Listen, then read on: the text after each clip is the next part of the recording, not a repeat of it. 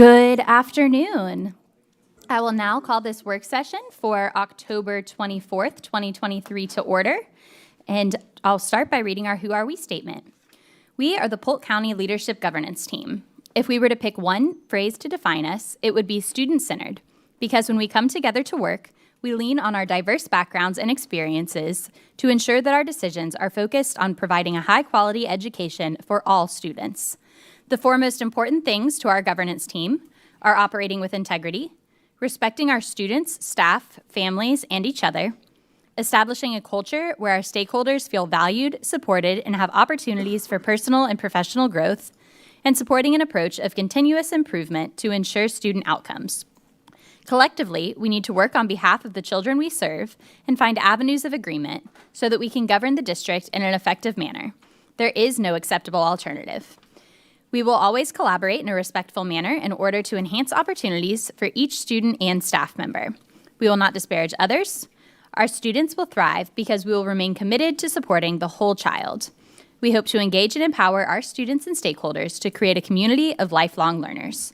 And with that, I will turn it over to Superintendent Hyde. Good afternoon, Madam Chair, members of the board, staff, and community members. Thank you for being here today. At this time, we'll begin the workshop, and the first item before us is Crystal's World of Dance, partnership with Polk County Public Schools, and I invite Crystal Davis, founder and artistic director, to join us at the podium. Good afternoon. Good afternoon. I'm Crystal Davis, and I'm here to share with you Crystal's World of Dance. This year we are celebrating 20 years of dance right here in Polk County. We started in 2003 over on Lake Parker Avenue in Lakeland, Florida. We are located at 801 North Massachusetts Avenue. We currently serve 147 students, and we have a dance program and a cheerleading program that we have at our center. We have our students trained on the dance floor and in life education and remain in the forefront of our mission. We prepare our students for success at Crystal's World of Dance. We have a multitude of programs. Project Camp is our nonprofit organization, our sister program that focuses on teen pregnancy prevention, and we also have a summer camp that provides scholarships for all of our students that participate in our program. We have our after-school program. Currently we pick up at 14 schools in the city of Lakeland, and we provide scholarships. We have right now, of our 147 students, we have over 50 students that are receiving some sort of scholarship for our program. The majority of our students that receive scholarships for our programs do come through our after-school program.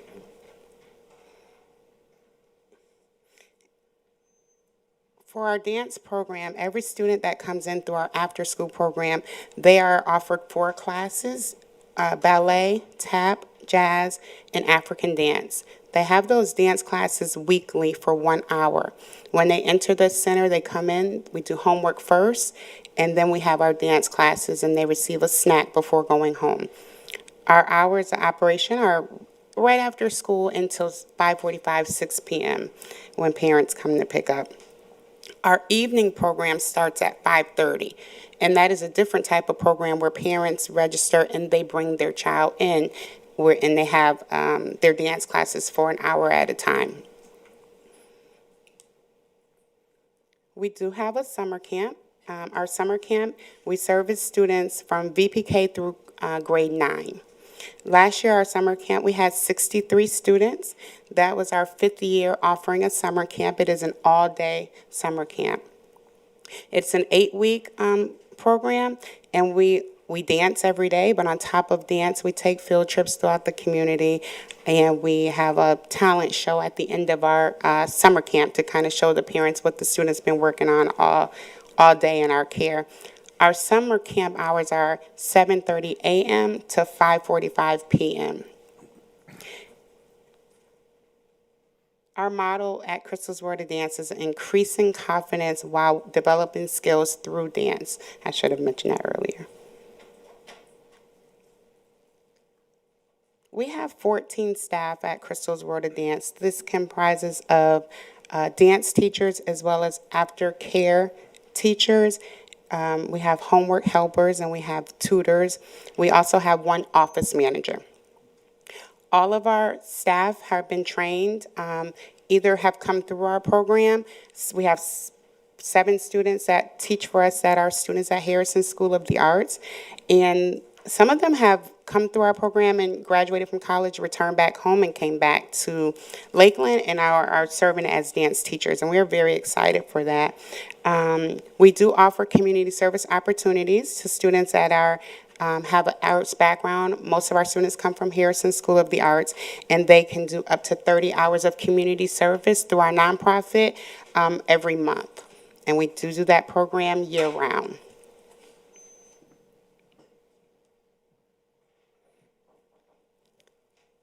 At Crystal's World of Dance, we have 2 shows every year. We have a Nutcracker that is held in December. It is called the Crystal Nutcracker, and that is our annual community show that we have at the Polk Theater, downtown Lakeland. And then we have an end-of-the-year show, early May, around June. All of our students participate in those performances, and we have one big performance that includes our after-school students as well as our evening students. And how we have these performances and these recitals, it's through a lot of fundraising. We do a lot of fundraising all year round, obviously to pay for costuming and stage props and things of that nature. Most of all of our scholarships are also funded through fundraising, and a few small grants that we receive for the program. Like I said, every single student that comes into our studio has the opportunity to participate in the performance. Our after-school program provides our after-school pickup from the school, homework assistance, tutoring. We do offer tutoring and dance classes. We talked about the ballet class and the jazz class. Those classes are mandatory for all of our students. Those classes do teach the discipline of dance, and we pride ourselves in our program with our ballet students. We have students in our program that matriculate through our program and end up going to Harrison. We do have students that are at the Rochelle School of the Arts that come to our program for after school. So we are very prideful that we have students that do make it through the process to get into Harrison School for the Arts, and I'm very proud of that for our students. Are you looking for an educational and engaging after-school program for your child? At Crystal's World of Dance, we provide pickup from numerous schools throughout Lakeland for grades VPK through 8th. Once you register, we handle the rest. We're open Monday through Friday with care provided on teacher work days and early release days in a safe environment, surrounded by caring staff who have a desire to help your child grow each day. In addition to a designated time and space for homework, which includes Wi-Fi access for our students, your child will also participate in ballet and jazz dance classes at no additional fee. So what are you waiting for? Call us now if you have questions or visit crystalsworldofdance.com to register your child today. Does anyone have any questions about Crystal's World of Dance? Miss Miller. Hi, thanks for sharing that with us today. I was most impressed at your program because I watched the students online, and I know a couple of your students, that even when you plan the summer adventures for them, they're always, like the cruise, they were still dancing. So you give them opportunities, not just in Lakeland, but they have other places to go and learn from other dancers around and to add to their experience. And I just think that's so great. And I know this is a great need in our community for more after-school care, giving these kinds of experiences to children. So thank you for what you do. And I feel like you're close to outgrowing your facility just by the looks of things. So are you in the plans of expanding, or do you know what that looks like in the future? Yes, actually, we opened a second location in June, and it's right around the corner from our current location. We are in plans. We do have a three-year plan with hopes to open one facility that's big enough, almost like a a garage type gym type facility that we can have space to have classrooms for the after school students, as well as a studio space and a little area where they can have their snacks and their lunches. So yes, and for our spring break trips every year, this year we're actually celebrating our 20th trip. We've traveled to places from cruises. We've been on 7 cruises. We've been to the Debbie Allen Dance Academy in Los Angeles, California. We've been to New York, to the Broadway Dance Center, and we fundraise to make this happen for the students that sign up to go. That's a great life experience for those kids. I can't imagine being that age and being able to go to the Debbie Allen Studios. Yes. So please make sure that our staff is aware of your fundraiser so we can help promote that. Thank you. Thank you. Ms. Fields. Hey, I'm good. How are you? Good. I just want to thank you for your work. I want to thank your team for their work. It's a heavy lift, and we know the value and the importance of it. And, whatever we can do to help, we always are just one call away. And congratulations for your expansion, and I know that there are great things that will continue to come from your program. Thank you. You're welcome. There are no further questions or comments. Thank you so much. Thank you. Thank you.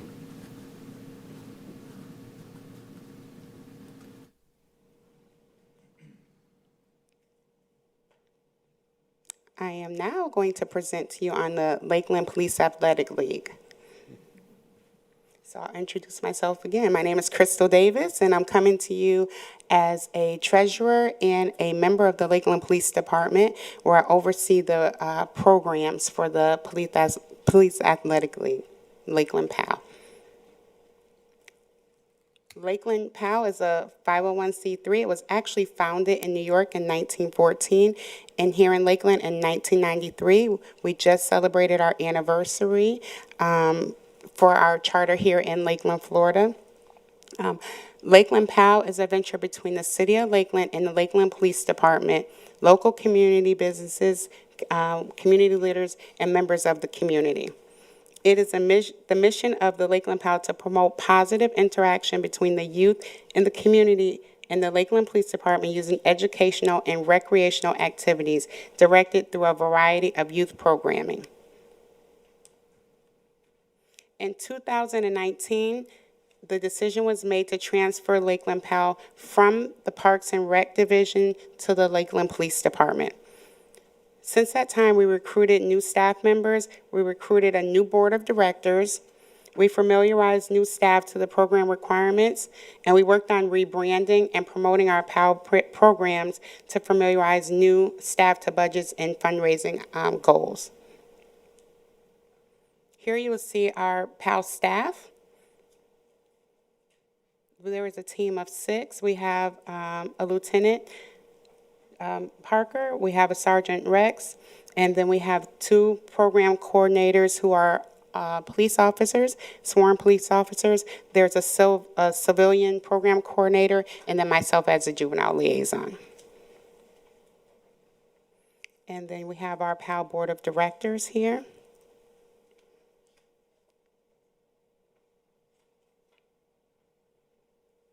So why choose PAL? Many children live in the neighborhoods threatened by gangs, drugs, violence, poverty, and with no connection and or respect for law enforcement.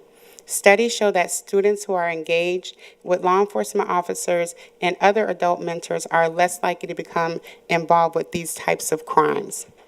PAL strives to reduce the negative influences that impact youth and replace it with positive influences. At PAL, we have some defining moments. Life is full with many difficult decisions, and sometimes one decision can redirect the entire course of a young child's life. Our PAL staff and volunteers strive to instill a set of core values which embody our youth to make the correct decision at times that are most defining in their life. At PAL, our #1 focus are the children. Everything is all about the children. It is important to us that we recruit staff members, coaches, and volunteers who want to make a difference in each child's life. To take advantage of every interaction with the youth involved with our programs through mentorship. instill life skills and life lessons at every opportunity. And consistently, we're reminded some children are not taught basic life skills such as hygiene, manners, cooking, or ethical behaviors. So that's what we do at PAL.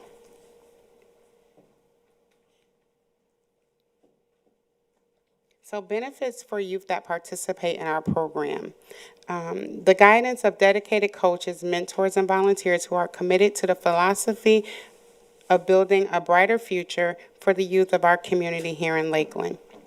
Interaction with positive role models who instill good health habits, sportsmanship, civic standards, values, and ethics, and social leadership skills in youth for our community. Our programs provide leadership opportunities for youth to be a part of the process of establishing positive relations with law enforcement while also allowing them to have a voice to be heard. Let's talk about our Lakeland PAL programs. We have quite a few programs right now. We have football, and that is for ages 4 to 14, as well as cheerleading. We have a fishing program that serves children ages 7 to 17. Our archery program serves children 7 to 17. We have a summer academy for students ages 13 through 18. We have a weekly mentoring group that meets for anyone that's age 13 to 18. And then we have a mobile outreach that is for any ages. That's when we go out into the communities with our PAL buses and trailers, and we mentor the kids in their communities where they live. Our archery program is designed for ages 4 to 17. It helps with physical development. It teaches a growth mindset, and they learn how to attach their self-worth and performance, and it improves focus, patience, and self-motivation. It boosts self-confidence by combining physical and mental skills. We have started our first archery program, in partnership with the school board, and that is an after-school program that we're doing at Socrum Elementary School, and this is going to be our second school year doing that program. Our fishing program is designed for children ages 7 to 17. The benefits of that, it teaches youth about conservation and a love for nature. It teaches patience, and it teaches being present, how to relax and enjoy nature and take every experience as it comes. Our football program teaches discipline, teamwork, commitment, preservation, goal setting, and how to deal with failures as well as success, and how to focus on time management. That's a big one that we focus on. Our cheerleading program, it develops a sense of body awareness. It teaches teamwork and commitment, teaches goal setting, dedication, how to be a positive role model, and how to trust. Our mentoring program focuses on positive youth interaction, instilling good habits, civic standards, social and leadership skills to youth in our community. Also, we focus on, in our sessions, teaching life skills and teaching discipline, manners, and social skills that improve communication. Our mobile outreach is designed to expose the PAL programs to segments of the community who might not know about the program. Expose the PAL programs, all of the programs such as the archery, fishing, and mentoring.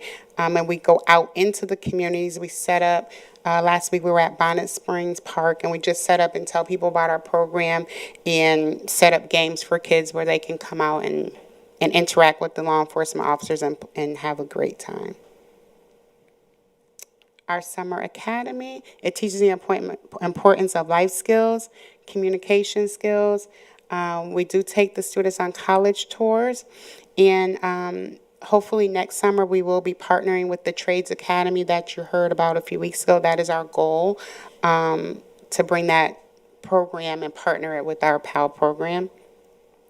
We have a new thing that we do at PAL. We We are taking all of our students that graduate, and we are just trying to set them up for success. We bring them in, and we have a assembly at the police department. They were given a certificate and a small little token of appreciation, like a book scholarship that they can use for whatever college that they are planning to attend. We have a current officer. Her name is Andrea Smith, that was part of the PAL program here. And it's always good to have those officers to be able to come back and talk to the kids, or to even see these officers working that were a product of the program. And this is Officer Andrea Smith.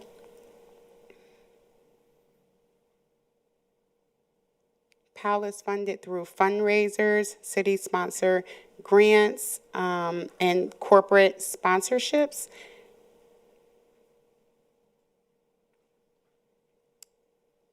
Yeah. Does anyone have any questions about PAL, the Police Athletic League? Mr. Sharpless. First, I just got to say thank you to Lakeland Police Department, as well as Lakeland PAL for doing this. I think it's critical, especially at young ages, for children to have positive interactions with police. It helps to build a greater community. I'm really interested in the mobile outreach piece. I think that's pretty great to go out there into the community. And I was just curious my only question I have, other than saying thank you, is have you seen increased participation rates because of the mobile, and your other programs because of the mobile outreach? Yes, because the perception has been that PAL is known for the football and cheerleading. So, for instance, when we were out at Bonnet Springs, we were passing out flyers about our archery and our fishing program, and people didn't know about that program. So we passed out flyers, and they sure were there at the building that next Monday, to sign up. So yes, sir. Excellent. Just thank you, sincerely. Ms. Fields. Another good presentation, Ms. Crystal. And the work that PAL do in the community is just amazing. And I think the thing that really needs to be emphasized is the volunteerism that you guys have, because the coaches and a lot of the folks in the community, they are really trying to invest back into our young people. And so we just want to thank the volunteers that you all have. And you're right, most people do associate you with football and cheerleading. As a matter of fact, one of my daughters used to be on one of the cheerleading teams.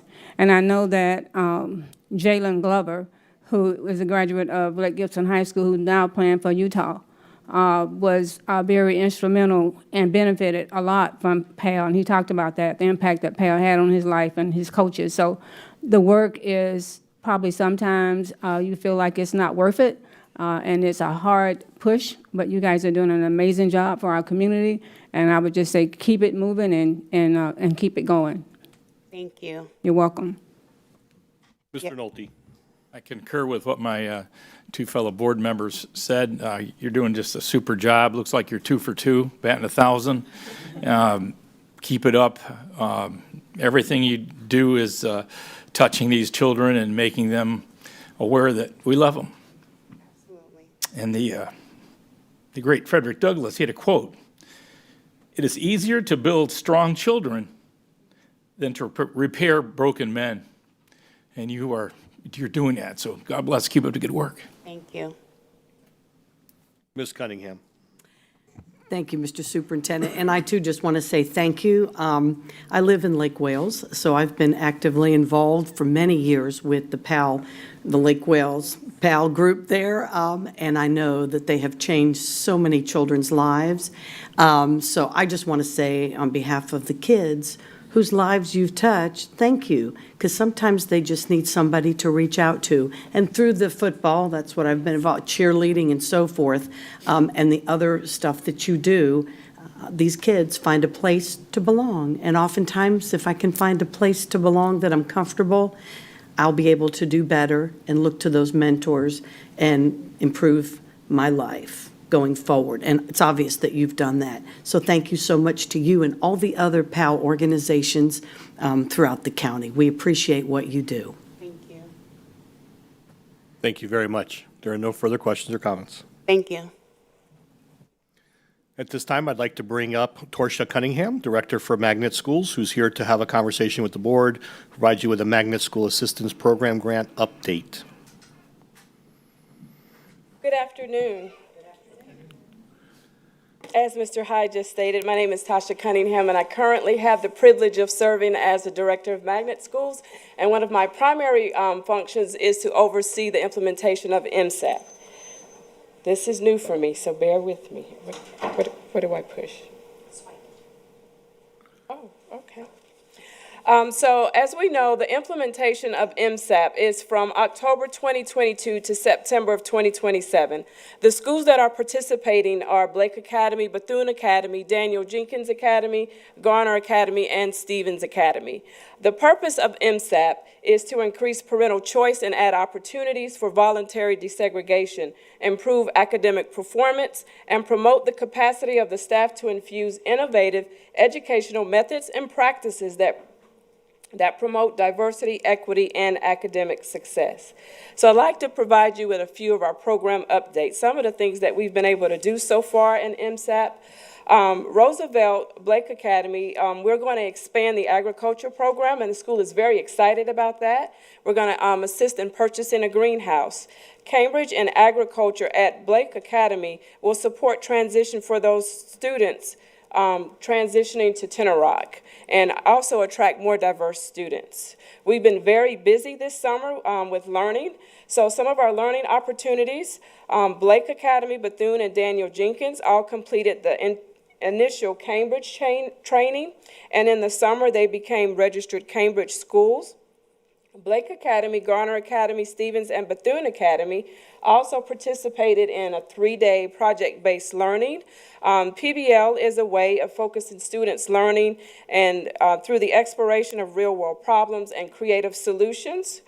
We also had Bethune Academy and Garner Academy participate in Kagan training that focused on strategies for our ELL students, integrating science, technology, engineering, and mathematics in their classrooms, and also collaborative structures. Stevens Academy had the opportunity to participate in international IB, International Baccalaureate or IB training for primary years program, and they also participated in unit development.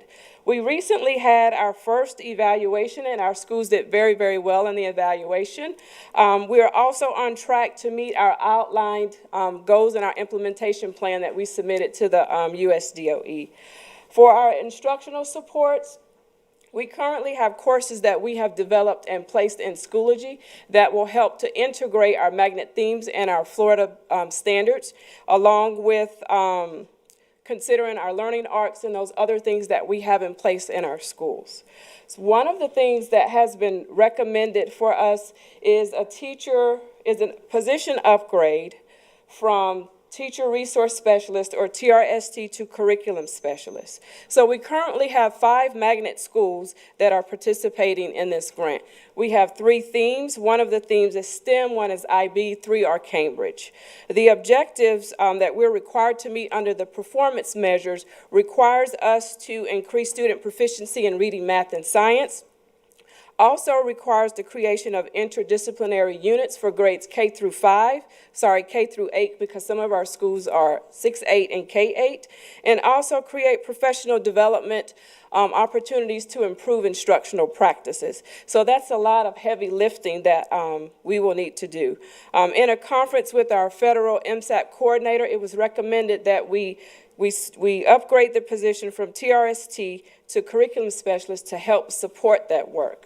So when we think about the biggest differences between the TRST and the Curriculum Specialist, so some of the essential functions of our TRST is basically to provide support to our teachers, coordinate programs, assist with attractors.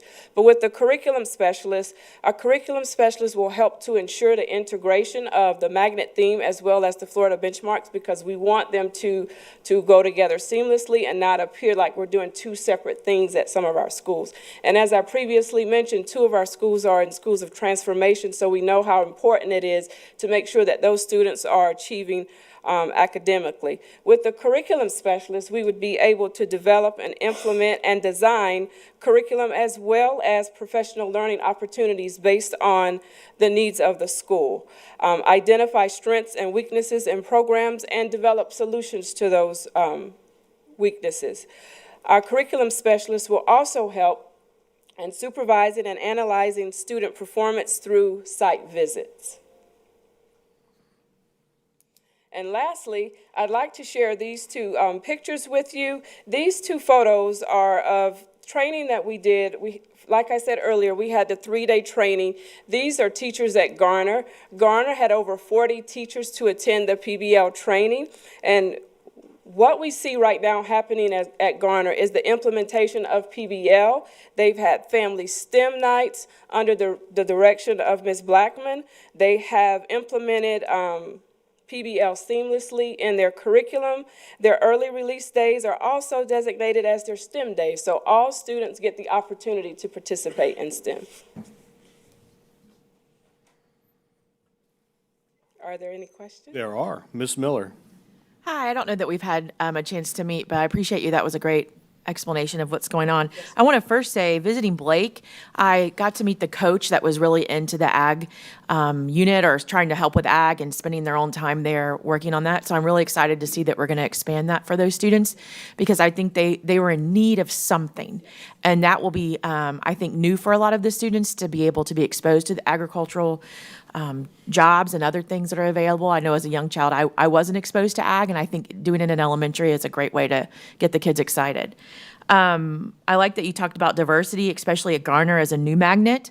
Our past hasn't shown that we have been, our magnets have not always been welcome to all learners, and I think this training, not only with ELL, but ESC learners, will give them an opportunity to retain students that in the past may have been sent to other schools based on the programming needs. Helping teachers learn to diversify instruction is going to help those students, even in the IB and Cambridge programs, who may learn differently. And I don't want those kids to fall through the cracks because they might need supports. So as the board member who always is here talking about the kids who need supports, I would like to see us maintain our numbers and our magnets and even maybe increase them. But we're going to have to provide supports to the teachers and able to do that. And that's, you just don't throw everybody in without helping and support. Right. So I like that you've provided those trainings and will continue to do so. Yes. So thanks for your presentation today. Mr. Sharpless. I'm going to echo a lot of what Board Member Miller mentioned. I too am really excited about the greenhouse. As someone who's taught agriculture here in our school district, I think it's welcomed at Blake Academy. It's going to be something great for those students to get their hands dirty and hands-on learning, taking some of those science concepts and actually bringing them to life. But also, I just wanted to make the point that I think it's really important that we're continuing to push our magnet programs, like you said, and improve them, because we're in a state of competition now, especially with HB1 passing last year. So we have to make sure that we're continually offering a premium product to our students, or we won't have them anymore. So thank you for what you do. I appreciate it, and thank you for the trainings as well. So it's more to come. I'm looking forward to it. Thank you. Dr. Allen.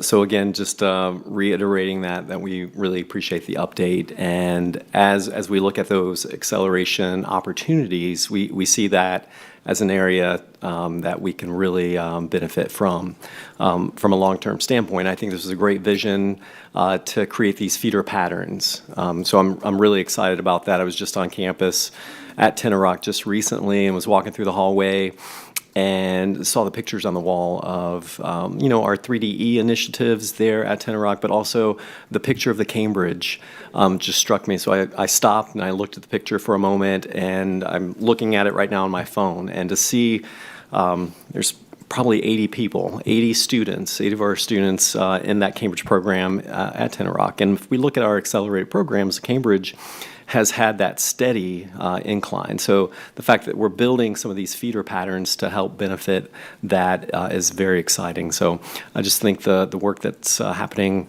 on Blake Academy is doing great. They're doing great work as well. I think there was a podcasting station there that I stumbled upon as I was roaming the hallways, some 3D printers, and these were all new initiatives. And thanks to Principal Brown, and she's got that background with Winston that she's bringing into her role as principal at Blake Academy as well. So I appreciate the update and the great work. Ms. Fields?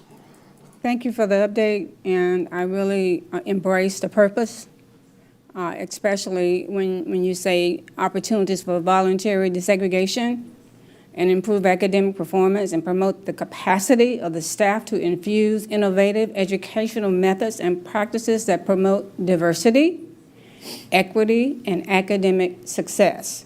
And that's what it's all about.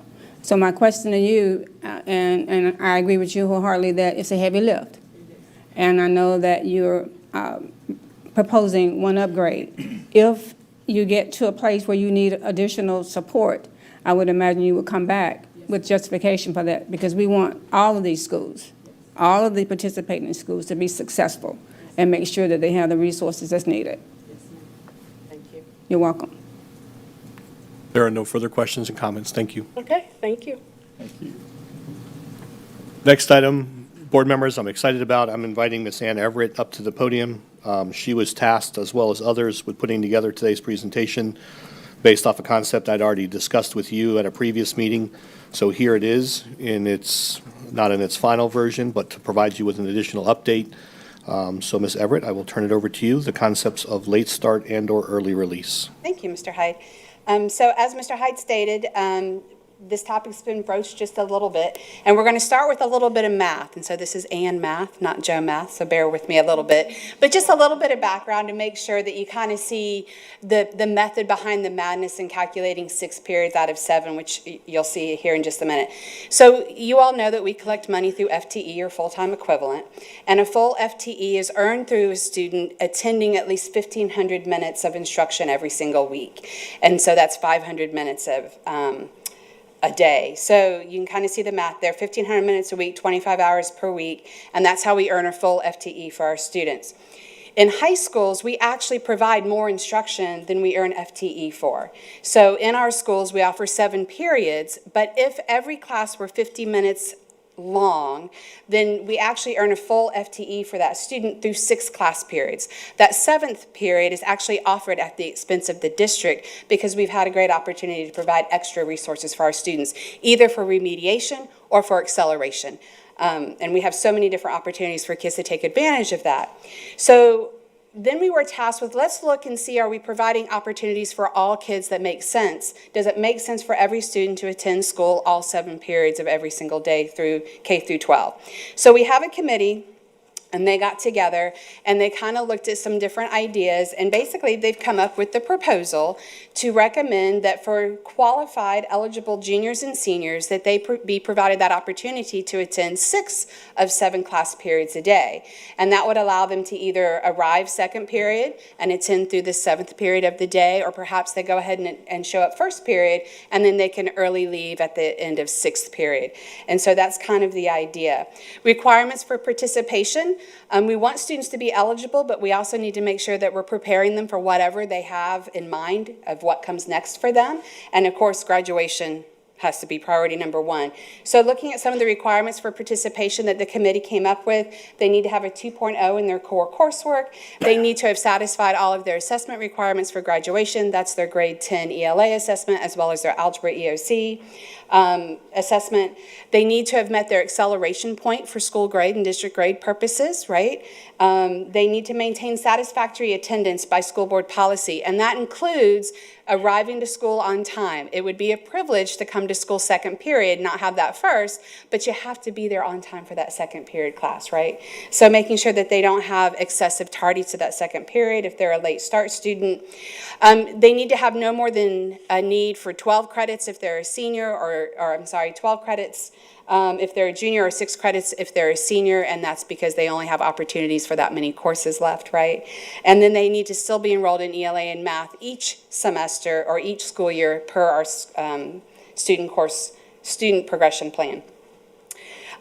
One of the things we want to be very mindful of is the advising requirement for families, that when they ask to do this, are we covering all of those potential consequences that come with this decision, good and bad, right? We don't want unintended consequences that hadn't been planned on. We have a similar process in place that our schools are super familiar with when it comes to students who want to leave early prior to their 8th semester.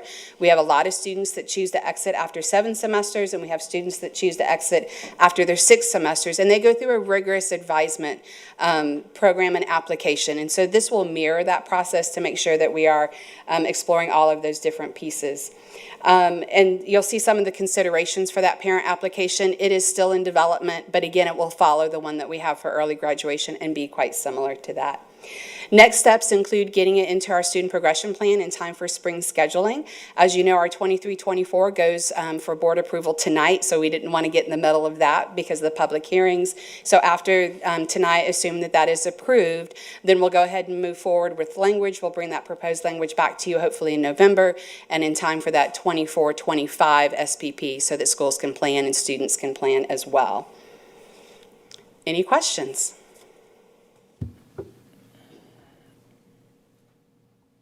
So before I start asking for questions, just to provide a little bit more background as to why I tasked the staff with doing this.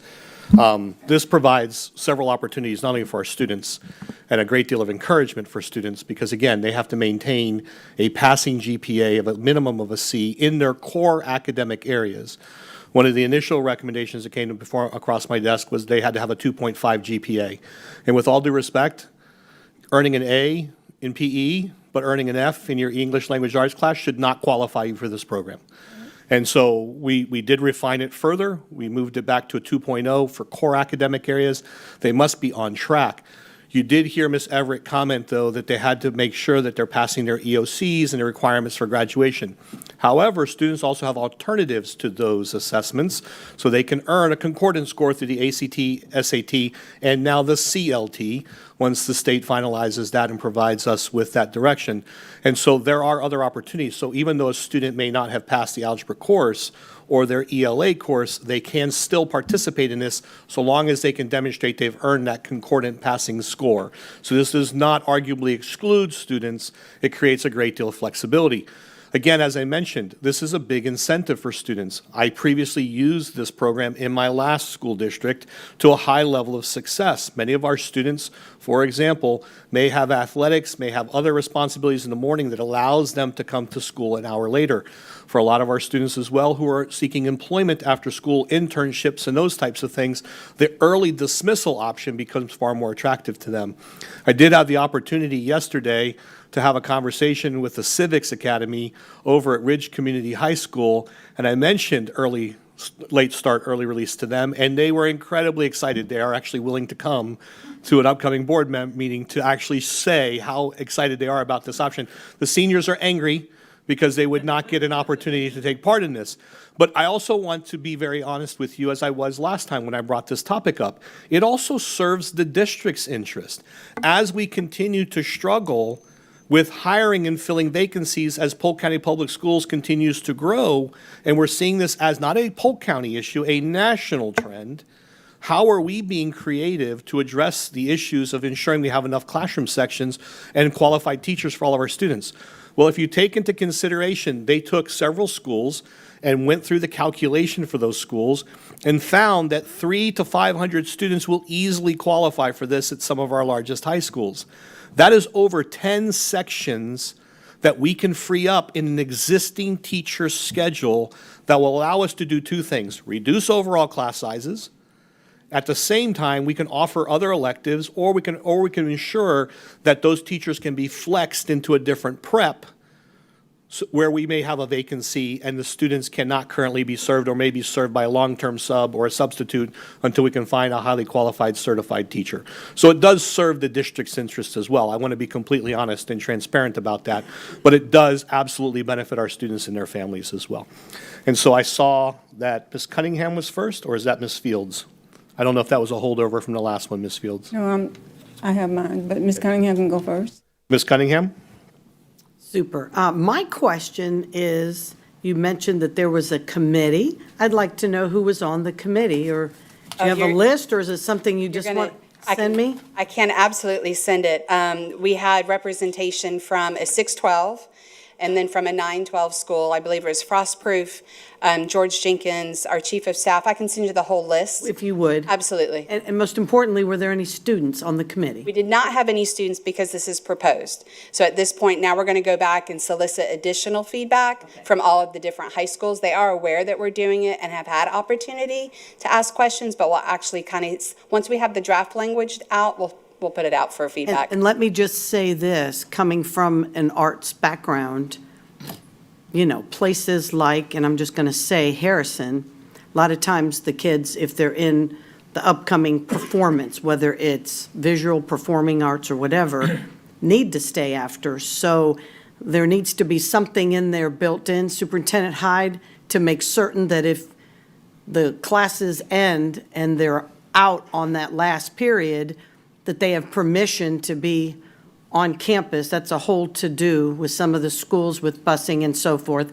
I just want to ensure the safety of the kids that need to stay, whether it's, you know, football practice at Lakeland High School, let's say, or it's Harrison because of an upcoming, you know, musical rehearsal, that those kids can stay and be safe at school for that hour, whether it's, you know, study time or whatever.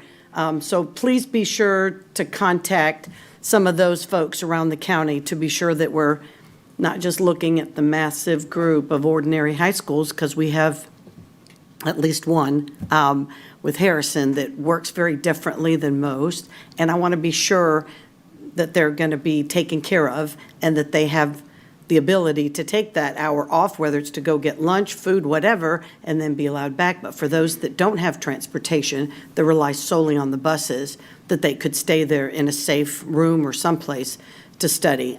Just been there, done that, and it's a concern. But to be clear, those students would not qualify then. Because of The their arts. purpose of this is they either come to school late or they leave campus early. The example you just said was Yes. you're looking for more of a tutoring center. We would not No. allow students, let me explain. Okay. We would not allow students to simply leave, grab food, and then come back to school. They have, with their parents' permission, Yes. scheduled for an abbreviated day. We would not have supervision available for them. So that's why it's important that this is a parental consent and a student interest driven. This is not going to be required of students. I This is understand. voluntarily. So even if a student meets all the criteria, they're not required to do this. But no, ma'am, we would not have supervision available for these individuals to come back on campus because you could have up to 500 kids who qualify for this at each campus. Correct. We would not have the staffing to address this. The whole point was to free up those staff to teach other sections that are required. So those students would have to leave campus and then could return. Now, on a case-by-case basis, there may be a teacher, under the specific example that you used. Yes. We've got an upcoming musical. Could that student use some additional audition and practicing time? If they work that out with the teacher, that's a different conversation. So I'm just Harrison saying- is so unique. Right, I felt know. the need to clarify that. That's why I'm saying, please keep it Yes, in ma'am. mind. Been there, done that, and their schedule's insane normally, so I'm just saying as you And I will say, we do craft have it. situations now where sometimes an OJT student, right? Yes, And the yes. schools are fantastic about making those individual exceptions and making sure that we are providing appropriate services to those students, whatever that may look like. And sometimes that's volunteer hours or that sort of Sure, thing. sure. And I know Harrison, just in a very brief cursory conversation, because they have additional electives required in their major, these kids will probably not be No. able to participate. They won't have time Just to not being, take that extra be course. ensure that everybody's looked at equitably, that's all I'm asking. Absolutely. Yes, ma'am. Thank you very much. That's all I had. Dr. Allen? Thanks for the presentation. I was curious if you see any innovation or ideas. For example, could we use that first period or that seventh period in the future to maybe offer an extra dual enrollment course or anything like that to fill into those? Provides, yeah, to your point, I think it provides a lot of flexibility, right? So if you have fewer students on campus, it allows for some of that creative scheduling as well. I'm also, thinking about when the time change happens, I believe it's out there that we got to change start time, right? That will also allow students who need to go to work to be able to actually get to work at an hour that makes sense for them. Site-based scheduling or site-based budgeting rather, that's going to free up potentially some creative solutions to different things, offer that up. And I can tell you as a student, I went to school that actually started at 9 because we only had one high school in the entire county in Northern Virginia, and actually took an early bird chemistry class, right? Because that allowed me to leave early, and I went to work after my 6 classes. So I think there's a lot of flexibility, and as we have these situations pop up, I'm excited to see how we can meet the needs of students. And it's the idea of meeting the different needs of different students than just offering a one-size-fits-all. So I think it provides a lot of opportunities for things we haven't even maybe thought of yet, for sure. And I'm sorry if I didn't say that as clearly earlier. That was the intent, was that those sections become available. That doesn't become planning time, where their teacher planning time is already covered. That becomes a free period that we can reassign that teacher to any various number of interests or needs. It could be, again, a new elective. It could be dual enrollment. It could be something else. And that's where we have to work in tandem with the schools in particular. Ms. Everett raises a very valid point. Based off the conversations I've been having with students around this topic and others, especially that of the school start time change that will have to happen a year and a half from now. If that goes through, I would be surprised if we didn't see the vast majority of students not taking advantage, if the board were to approve this, of the early release. Many of the students are expressing concern that pushing back the high school start time prohibits them or pushes back their ability to work by 2 hours a day. And that 10 hours over the course of a 5-day work week is impactful to them because many of them are providing income for their household or contributing to household, or they have other interests and needs. They're saving up for college or other things. So, I think that you would see this create some flexibility in that scenario for us as well. But it is something we want to go into carefully and make sure. But to your point, it frees up 10 sections. So essentially 2 full-time teachers are easily freed up that we would not have to allocate an FTE for. So now we could actually fulfill 10 additional sections of instruction. And I think that creates a lot of flexibility. Again, while overall decreasing class sizes, which would be a big win for our teachers as well. And something that they've been clamoring for a long time. And that goes back, I had asked for that data on, how many of our teachers have masters or doctorate and so forth. I think there's, 2,400, 2,500 that have masters. So being able to... Lots of potential. Yes, tap into that. And potential for additional programs as well, right? How exciting would it be to be able to add a program? Because it frees up a section. Correct. All right, great, thank you. Ms. Miller. Hello, thanks. I think the most important part of this presentation is when you talk about student advising requirements, but training for the high school principals, assistant principals, and counselors. Unfortunately, it's not consistent through our district information given from those 3 titles. It depends what school you go to and what they've been experienced with, with at the school. That is going to be, I think, the catalyst of this working or not. Not only the quality of training, but maybe where they go for information and how they get it to students. Because I know I'll hear from parents that say, I was told this, or I never got this information, and I want to be able to direct them back to the actual training that was given. So I would like to learn more about that once this is implemented, how we're training it and how we're messaging this to people. You have to be very careful how we message it so it doesn't look like we're trying to throw kids out of school, because that is not the intent, and I think this could be used in our favor, but it's going to, like everything we do in this size of district, it's going to be how it rolls out. So thank you. Thank you. Mr. Sharpless. So when you go back to the requirements of participation, the last bullet point is they must provide their own transportation. And so the first thing that I start thinking about is what kind of potential impact will this have on transportation? We already have a bus driver shortage right now, and we have to fill with contract out. This might help solve this issue. If we have less 500 students that are having to drive themselves to school versus, our buses having to pick them up. That's, for one high school. That could be a huge impact to think about district-wide. So I was just curious, what do maybe you or Superintendent Hyde or maybe even Mr. Davis, whoever wants to answer this, but what kind of potential impact do you think there's going to be, or could you just give your opinion on the impact this could have on our school district, on transportation in particular? With a current junior in my household, I will tell you that not many juniors and seniors ride the school bus. They either ride with friends or they're self-driving. For those that can't drive, they tend to carpool with friends. However, even for those who don't have their own transportation, it's important for us to point out there are other options available to them, including carpooling with a friend, but also Citrus Connection. Citrus Connection has stops in proximity to all of our high schools. And so that would become an opportunity for us to make sure that we're messaging that so that students would not necessarily have to be excluded from this because they don't own a car. I mean, we don't want that to become the barrier to them being able to participate in something like this. So Citrus Connection has been a great partner for our district through the years and would continue to be very supportive. And we would just have to work with them to provide advance notice to make sure that they have routing times that would be conducive for our high schoolers who are trying to leave campus. It doesn't make sense to release them an hour early, but know that the Citrus Connection bus doesn't come for another hour and 45 minutes. We would have to work with them to coordinate that, and that's why a lot of this is based off of your feedback. But I can work with Mr. Davis to poll for our high schools how many classified juniors and seniors ride. There is a percentage, but it's just, I don't think it's a very large number. However, it does create an opportunity. And this is where the district advisory committee and parents and the board will have to weigh in over the next 6 months as I bring to you recommendations and proposals for school start times. The district advisory committee is currently being tasked, Mr. Davis and his team are providing them with information so that they can do an analysis of how we conduct transportation and that they'll make recommendations to me to bring back to you. And then we'll take those out to families and staff to get feedback on. Even if it's 10 or 15% of the ridership, which is not a big percentage, that creates an opportunity that, let's say the recommendation was we want to bus elementary and middle school students together so that we don't have to start any school before 8 a.m.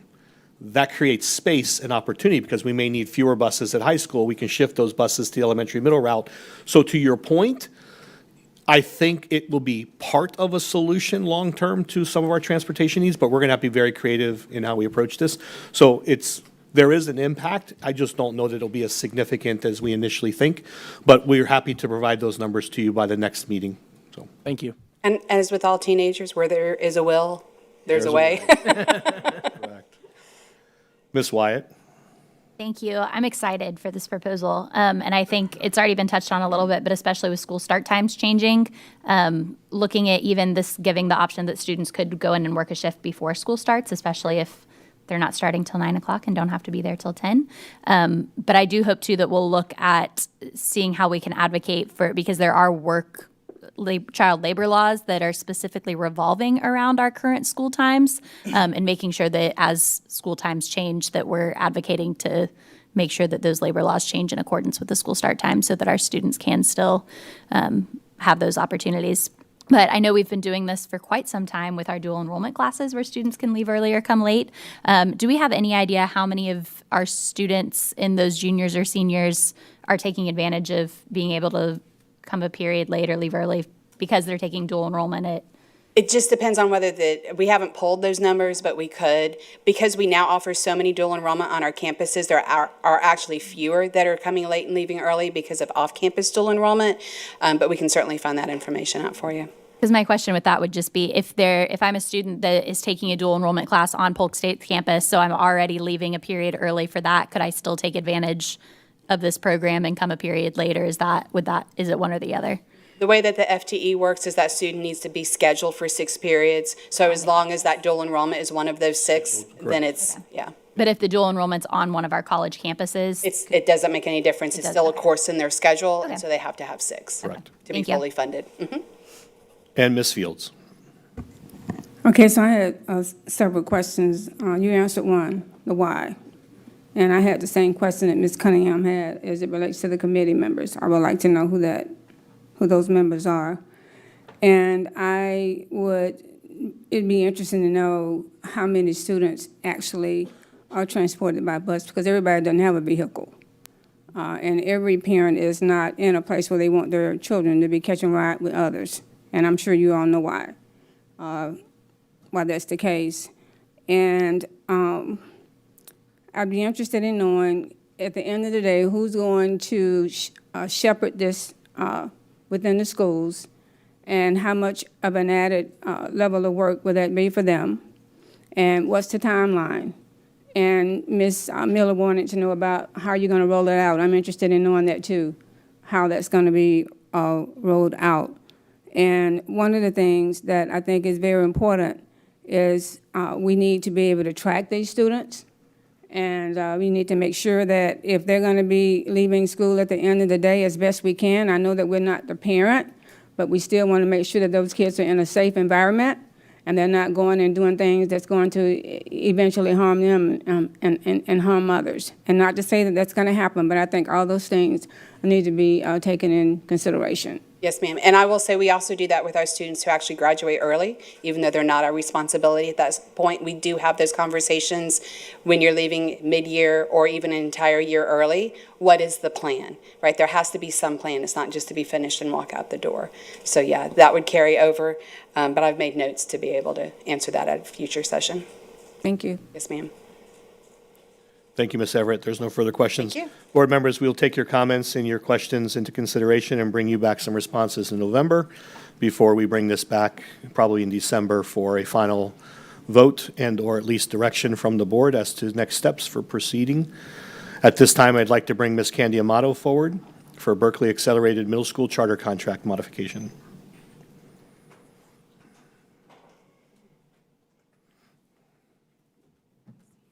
Good afternoon. I have another easy contract modification for you. So Berkeley Accelerated Middle is adding a DBA, a doing business as. They're not changing their corporate name.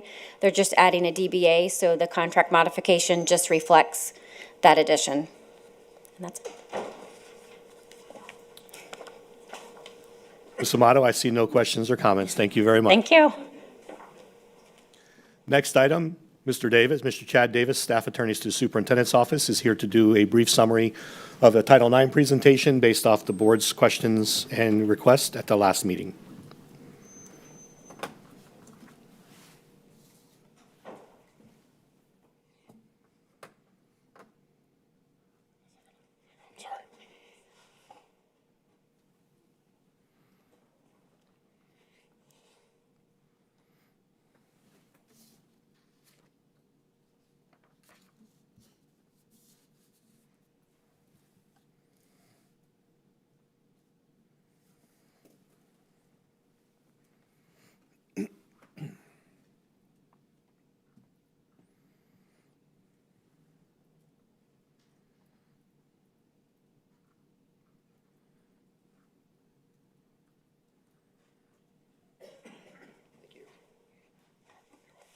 Hi, good afternoon. Thank you for this opportunity to go over the Title IX policy with you. I just wanted to make sure, since this is a brand new policy, that everybody is clear on what this policy does and more importantly what it does not do, just to clarify any concerns that may be lingering before we approve it at the December board meeting.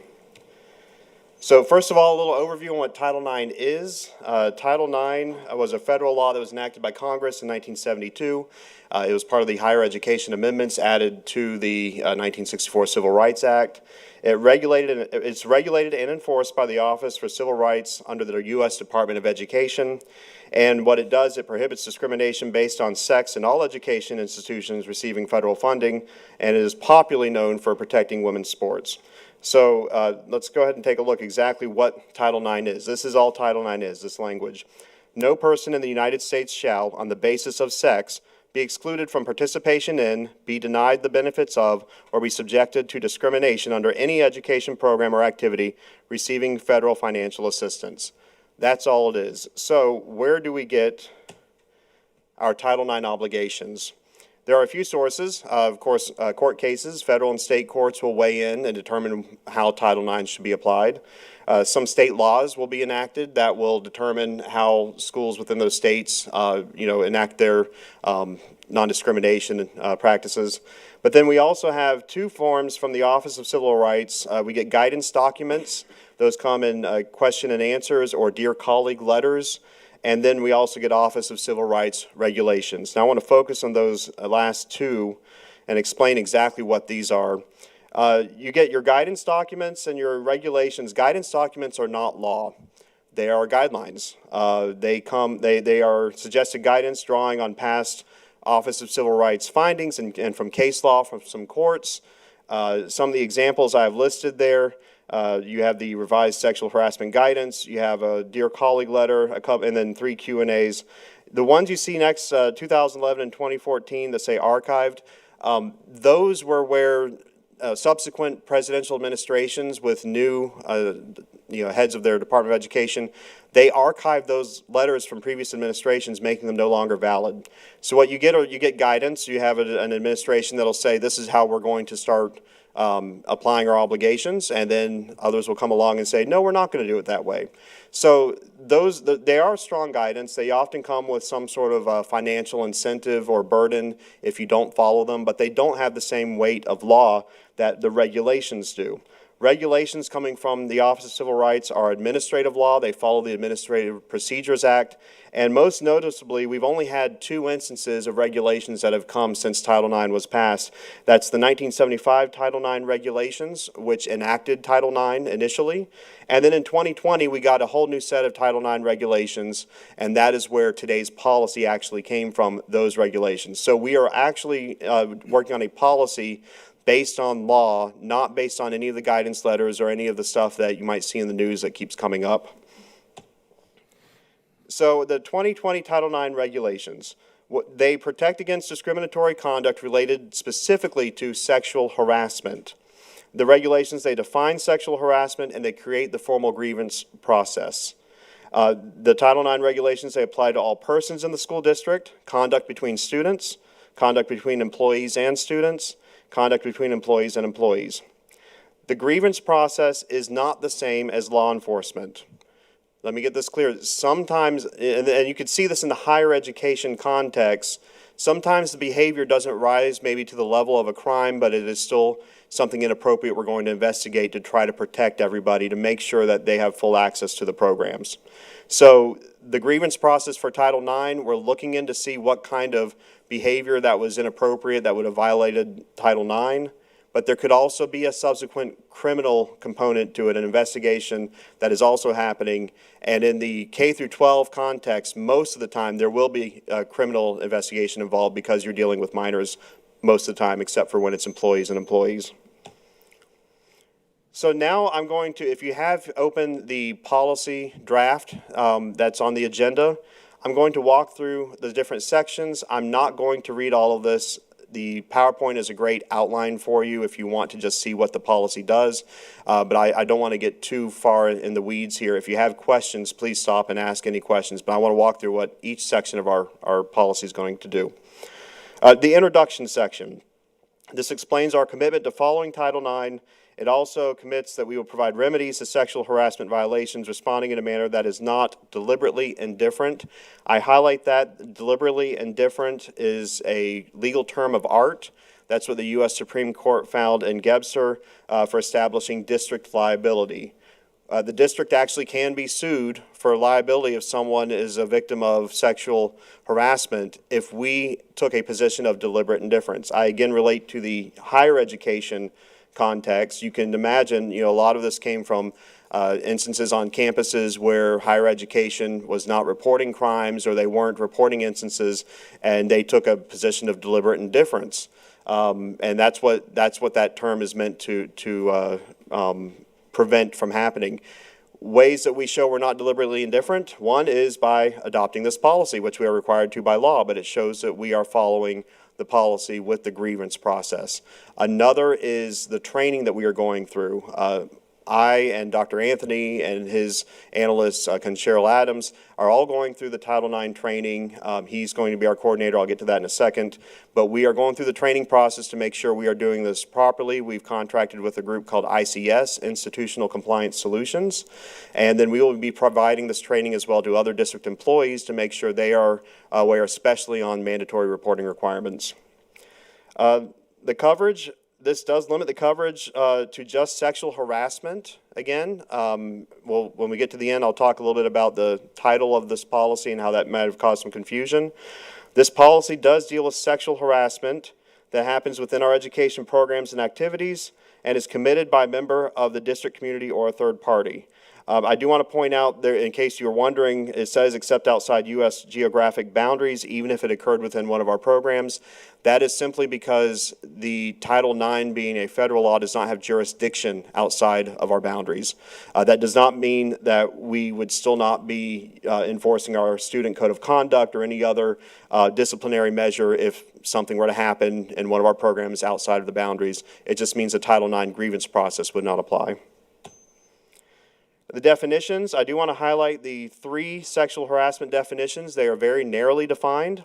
You have quid pro quo sexual harassment, which is unwelcome conduct in exchange for an aid, benefit, or service.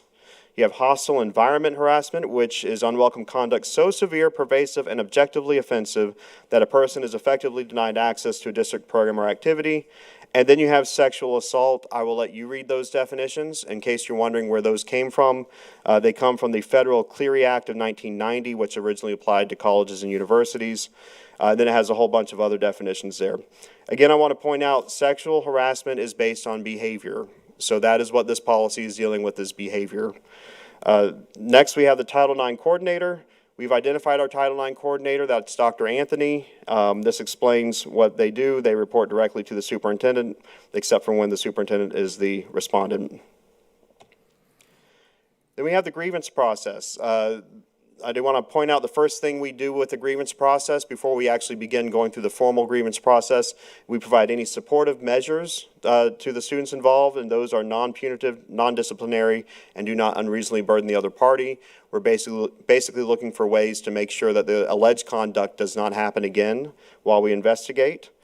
The process will determine responsibility for sexual harassment, but then the board, you all, will provide the remedies. There are certain individuals involved in the grievance process. We have investigators, decision makers, appellate members, and informal resolution facilitators. All of those are coordinated by the Title IX coordinator, and all will be receiving the training through our ICS program. Once the reports are made, they are made to the Title IX coordinator. Now, a report of sexual discrimination and harassment is not the same thing as the formal complaint. The reports may be made in person, by mail, telephone, email, or online reporting form. The online reporting form will be on our website. It is not live yet, simply because you have not passed this policy yet. But the report may be anonymous. When we get to the formal complaints may not be anonymous, but a formal complaint may be filed by the Title IX coordinator who would sign it, so the victim or whoever is alleging it, actually be a third party who would be making that allegation, would still be anonymous if they filed through the form and the Title IX coordinator believed that there was enough evidence to pursue. There are timelines here. You see within 2 business days of receipt, the Title IX coordinator contacts the complainant or the parent and guardian to discuss supportive measures. During this time, the superintendent may remove a student from programs or activities on an emergency basis. You can see there what that would constitute, and the student may challenge that removal. And also employee respondents, they may be placed on administrative leave during this process. Now we get to the formal complaint. The formal complaint is a signed document. It's filed by either the complainant or the parent and guardian or the Title IX coordinator. And then that shows you how it can be filed. This now triggers the grievance process. There is a timeline. It is expected within 60 days, excluding scheduled breaks, that the whole process from start to finish, including the appeal process, would be complete. Informal resolutions are also part of this. Informal resolutions would include mediation or anything else to try to find a resolution in lieu of going through the whole process, but they may not be used to unduly delay the grievance process. Now, when we get to here's a little bit more about the timeline. And once we get the notice of allegations, you can see what the coordinator must provide to all the parties about the allegations. When we get to dismissal of a formal complaint, if there is informal resolution or the complainant decides not to pursue this, they may, dismiss it, except, let me make sure that's on this slide. No, we'll get to that in a second. You can see here how, if they dismiss it, we can still investigate the alleged behavior. That doesn't stop us from still looking into it, even if we think that there's still something there. Okay, what I wanted to make sure I highlighted at the very bottom of this one, though, informal resolution and dismissal, it may not be done if the complainant is a student and the respondent is an adult, or when the allegation is between students. So we cannot be asking students to give up their rights to this full investigation and in exchange for some form of an informal resolution. If it's a minor, we're still going to continue this process from start to finish. Any questions so far? I know I'm going through this very quickly. Mr. Yes. Davis, I'm actually going to add something here for a second. So board members understand that the way this policy is currently written is incredibly well done. I have, as a superintendent, been put in a position when we have student-on-student allegations of sexual misconduct and or harassment, only to have the victim not be willing to pursue an issue. What this would allow us to do is continue the investigation even without the victim's essential participation, and we could take action if need be. I will tell you, it is incredibly frustrating to be in a position like mine, knowing that there were several things that took place and you have no authority to transfer a student or to suspend or to expel a student for behavior that was well known, but the victims, in this case, two victims' parents refused to do it because they didn't want this reputation being linked to their child.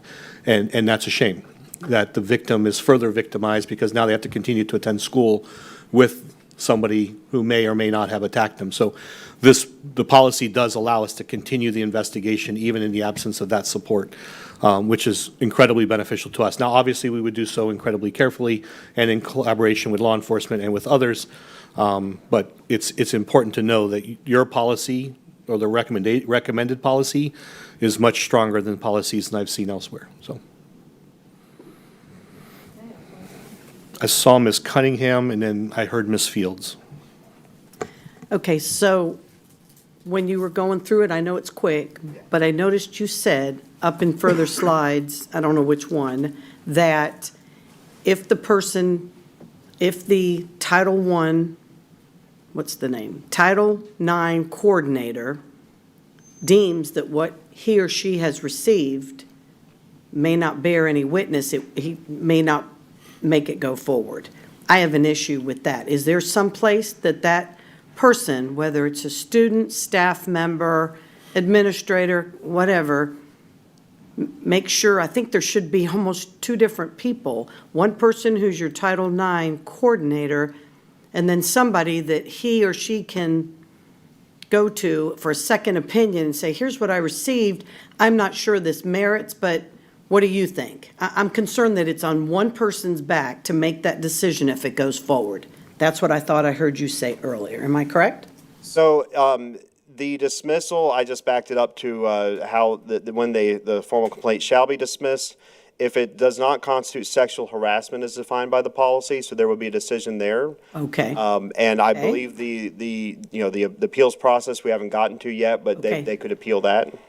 Okay. And then as far as may be dismissed, Yeah. if the complainant may dismiss it, if it's adult on adult, yeah. I understand that, no, but I'm talking about one person having the ultimate say whether or not this particular complaint moves forward. I just think it should be that coordinator plus another person before you dismiss it. I'd like a second set of eyes. I know you said that person reports to Superintendent Hyde. I just think that conversation needs to be had. Okay, I can do some research and see how, if you? other schools have been able to, if they do anything like that. Thank you. This is such a highly defined process from the Understand. law, so that's kind of what we're going with. But I can look into it and see if that's possible. Somehow, or even internally, if we can just, Sure, and when we get to the appeals process as well, I do believe they could appeal the decision if it gets dropped, if they wanted to continue having that investigation. Arguably, that point could be addressed procedurally. It does not need to be Perfect. addressed in Sure. policy. perfect, that's what I It could be addressed procedurally to say that, and I can tell you that the behavior to date exhibited by both Dr. Adrian Anthony and his predecessor, Chandra Hall, has always been to include Mr. Bridges and/or others before they arrive at a decision. Now, Mr. Davis is also available. Okay. So they always work in tandem, but that can be codified in the procedures, doesn't necessarily have to be codified in the policy. I would appreciate that. Absolutely. Thank you so much. And I can't imagine from working with Dr. Anthony so far that we do anything except. I understand, but again, I don't write policy and I don't put procedures in place for the current person in that job.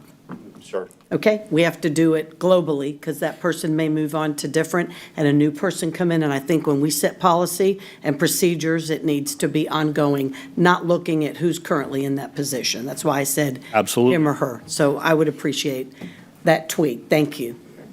Ms. Fields? My question is similar to Ms. Cunningham. When I didn't bring my notes, I left my binder at home. But I remember vividly reading the decision maker will, or decision maker. So I want to know, who are the decision makers? So we don't have those folks lined up yet. Once we have the policy in place, we'll be putting together all of the people. The decision maker is a specific person who is identified to go through the training, and they get certified to be a decision maker. Same with the investigator. The investigator, the decision maker, and the coordinator all have to go through some very specific training on how to do their jobs with Title IX. So I imagine those folks, they may be in conjunction with people we already have in HR that are already doing some of these things, but they have not been identified yet. Well, Superintendent Hyde, I would really like to know who those decision makers are, because as I said, when I read that policy, it was like they ultimately it's them, and I want to make sure. Yeah, procedurally, so there's a lot of places in here where I think my example of, when we differentiate between policy and procedure, the policy provides the broader overview of what the expectation is. Procedure is the step-by-step part. So as something as simple as the grievance process, the grievance process here is basically on one of our slides, 9 of 19, it's summarized by 8 bullets. But that needs to be fully drafted and scripted. And so that's where the procedure guide comes into play. And we've talked about developing procedure guides for all of these policies. So the committee structure for review would be identified there. We would name individuals, we would have named positions. Because it's a procedure manual, it would have to be updated every time you had a change in the employee. So it makes more sense to say a senior director, the superintendent, the board attorney, the superintendent's office attorney. So we could list all those out so that we can ensure that the right people are part of the decision-making in that regard. Please also keep in mind that regardless of the committee structure, anyone who's a complainant has the ability to appeal that decision, as Mr. Davis just highlighted. So even if that committee felt, no, there's not enough here to justify a sexual harassment claim, they can still appeal that process, and we would have to honor that appeal. So I would tell you that historically, over the last 2.5 years, I would tell you we typically err on the side of caution. I've not seen things simply summarily dismissed for lack of evidence. And I think that's because they do their due diligence and they ensure a lot of questions are asked. We look for a lot of information, evidence, because there are decisions here that ultimately could result in a student being expelled, charged criminally, including staff being charged criminally, or loss of employment. So there is a lot of due diligence that goes into this. So absolutely, I hear the board loud and clear. We'll make sure that these issues are addressed in the procedure guide that goes along with this. Thank you. Yes, ma'am. Okay, moving forward. So now we go through the investigation process, the formal complaint. The burden and proof will be on the district and not the parties to provide the evidence. The standard of proof is clear and convincing evidence, which is going to be a bit higher than the preponderance of the evidence. Parties will have the right to have witnesses, evidence, and others present during the proceeding. They also may have advisors with them who do not have to be attorneys, but they can have someone with them helping them through it all. And then ultimately, what is happening is the Title IX coordinator will be determining responsibility. They will be the Title IX coordinator who appoints the decision maker, who cannot be the same person or as the Title IX coordinator or the investigator. The investigator sends a report to the decision maker. The decision maker will then hear from the parties and then issue a decision of responsibility. At that point, remedies will be recommended, and the superintendent will bring it to the board for action, and then the appeals process would kick in. Both parties have the right to appeal the determination of responsibility or dismissal of a formal complaint, and then there are bases on how they on how they would appeal, on what they would appeal on, and you can read through those. There are things on here including whether any of the parties have a conflict of interest, which, by the way, when I interviewed for this job, one of the things I was being considered for was to be Title IX coordinator, until we realized, digging into the law, that would automatically set up a conflict of interest, since I represent the superintendent in the district. Anytime someone doesn't like what I come up with, they would just assume I was biased in trying to protect the district. So anyways, yeah. So then here you have the rest of the appeals process. The decision maker for the appeal, and importantly enough, cannot be the same person that made the decision early on. So that's almost a separate proceeding that goes through just to make sure we have some due process. There's a statement here of retaliation and the termination regarding responsibility. You can see through everything that has to be included in that determination. That has to be a written determination. It has to provide all this information to make sure the parties are very clear as to what the investigation and the decision was. And then that brings me to the end. That walked us through the whole policy, but I want to back up now to the title of the policy, because that seemed to be a point of confusion. The proposed title we got from Neola, and that some other districts also use, is non-discrimination on the basis of sex and education programs and activities, which is pretty much the name of Title IX. Other examples of Title IX policies in other districts, in Miami-Dade, they call theirs discrimination and harassment complaint procedures. Hillsborough calls theirs complaint procedures related to alleged discrimination and or harassment in employment. Brevard, anti-harassment compliance officers complaint and investigation procedures. And Orange County calls theirs Title IX sexual harassment complaint and investigation procedures. Those, I think, are all way more appropriate titles for what this actual policy is. Because this policy addresses very specifically sexual harassment behavior and the investigation process that goes along with it. That was fast. I know I whipped through a lot of that, but are there any other questions? See Ms. Cunningham? Thank you. I like Orange counties. I think that's short, sweet, and to the point. It's the complaint and it's the procedures for investigating. Are we looking for I don't know what everybody else thinks, but just looking at all those, it seems like Hillsborough's pretty long. Brevard, anti. That's no. I mean, it's just for what it's worth. I like Orange counties. Thank you. Yeah. So this policy, tonight, Mr. Bridges will be requesting permission to do a public notice for it. So there's still time if you wanted to update that. If it was, your will, or you could even, I guess, do that at the board meeting when you vote on it, or however you. Davis, I would just direct you to find one that you feel is appropriate, and we'll Okay. bring it back to the board as part of the policy adoption. Okay, I'd be happy to do that. Because the title, we did talk about this, I brought it up as well, the title does not match the policy. Sure. And I think it's quite honestly, it conflates two issues, and so it's Okay. important for us to make sure the title reflects what's. I agree. We do have many other policies, our anti-bullying policy and others that deal more with harassment or, discrimination, I guess. Correct. As opposed to this very narrow definition of sexual harassment. I actually also prefer Orange counties as well, so we'll update that, sure. Thank you. Three, you too. Mr. Davis, I see no further questions or comments. That's right. And to the point. Thank you, sir. I'm going to come back, board members. Let me ask this. Do we need a break? I see multiple heads nodding. So I'm gonna stall creatively so that the IT team can build up here so we can go to break. It is 2 o'clock on the nose. We will come back at 2:15, please. Thank you. Listen.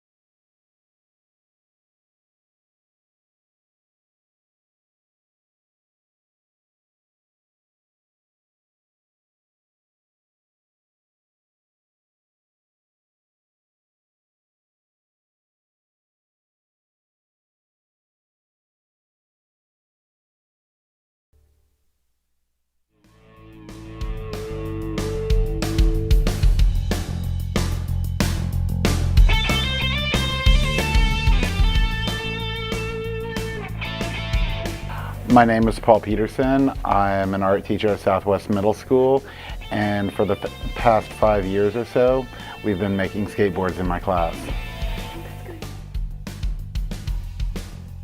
I remember the Polk County School Board mission statement a few years ago talked about rigor and relevance.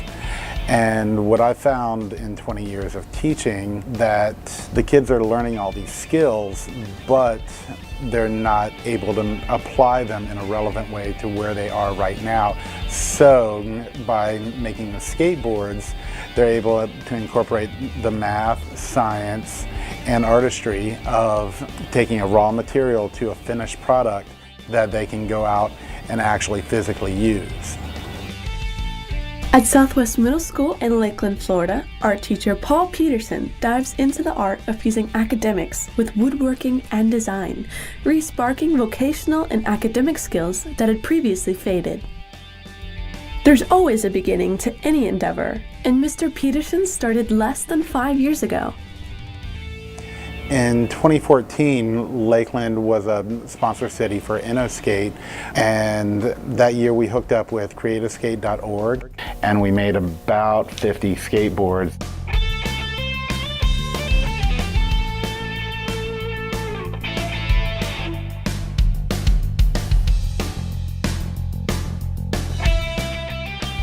With the will and a way to do so, Peterson regularly involves his students in the physical process of making skateboards, making it a fun and educational experience for everyone. I work with the kids and we design what kind of skate they want to ride for the type of riding they want to do. And we get Baltic birch ply, which is a hardwood that's cut down to a 1/16 of an inch, and we layer 9 layers of them together in a 12-ton hydraulic press. All right, I need your help, guys, because you always, every time you glue something, you got to do sound effects. And since we're on film, ready? Oh! That takes a very thin, relatively flimsy piece of wood and allows us to put curves in it, and by layering so many layers together, it'll support the weight of a full-grown adult.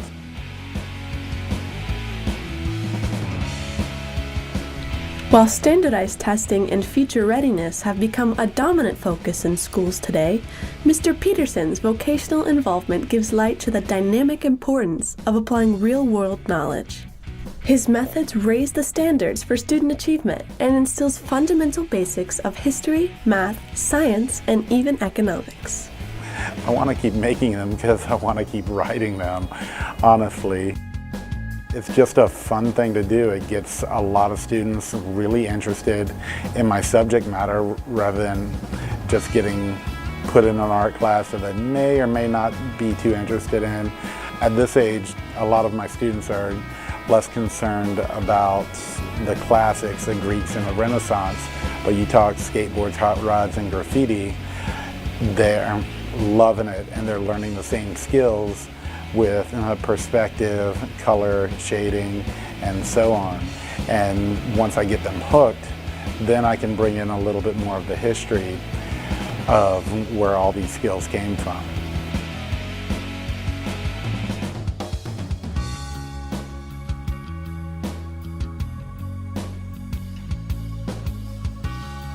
This is my board. I painted it with zombies. It probably took me about a week or two to paint this. This one right here is one of my favorites. Her name is Taylor Haynes. She did this, I believe, her 6th grade going into her 7th grade year. So she is about 12 when she painted this skateboard. Once the kids finish designing, cutting, and painting their board into a final product, they finally get to experience what it's like writing something entirely of their own creation. We kind of have like a freedom to do kind of whatever we want on the boards. Of course, you're not painting on paper or drawing on paper. It's a little different, and if you know how, you can write it and kind of be proud of what you've done. What I found with my students is it really seems to empower them to go out and earn the money to participate in the program themselves rather than asking mom and dad. And the beauty of it is no two skateboards are exactly alike. They work collaboratively in groups, discovering their own talents, intelligence, and self-confidence. All vital ingredients to building a better future of role models, one skateboard at a time.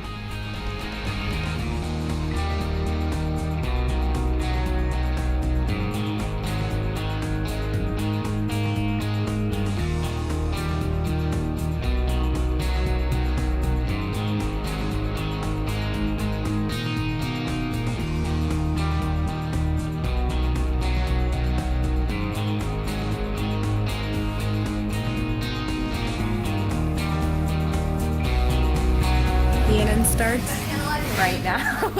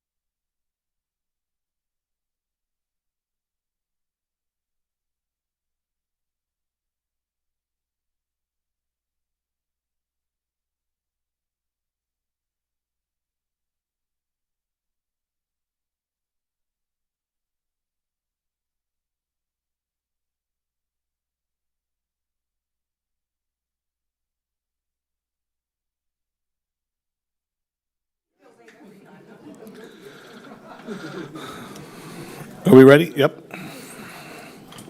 Good afternoon. Welcome back, everyone.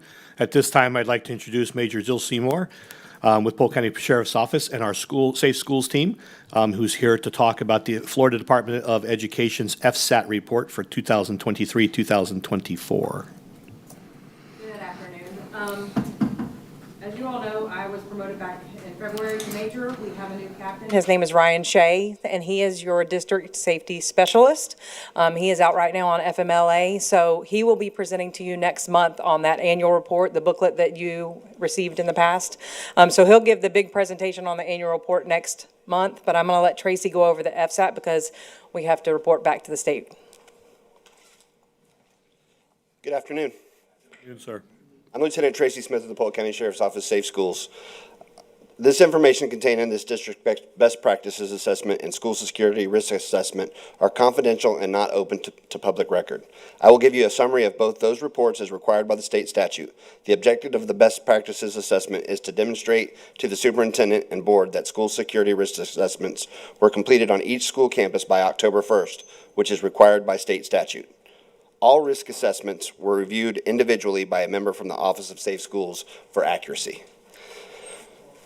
By summary, we will address the efforts of the Polk County Public Schools as it relates to compliance with the Marjorie Stoneman Douglas Public Safety High School Safety Act, its commission, and best practices related to school safety and security. My summary will identify strategies and activities that we have implemented to ensure we are improving school safety and security and progressing in that area. Some positive school measures that we have in place. The Office of Safe Schools met with every school principal to ensure all schools are completing all state requirements and understood questions in compliance with visits from the DOE.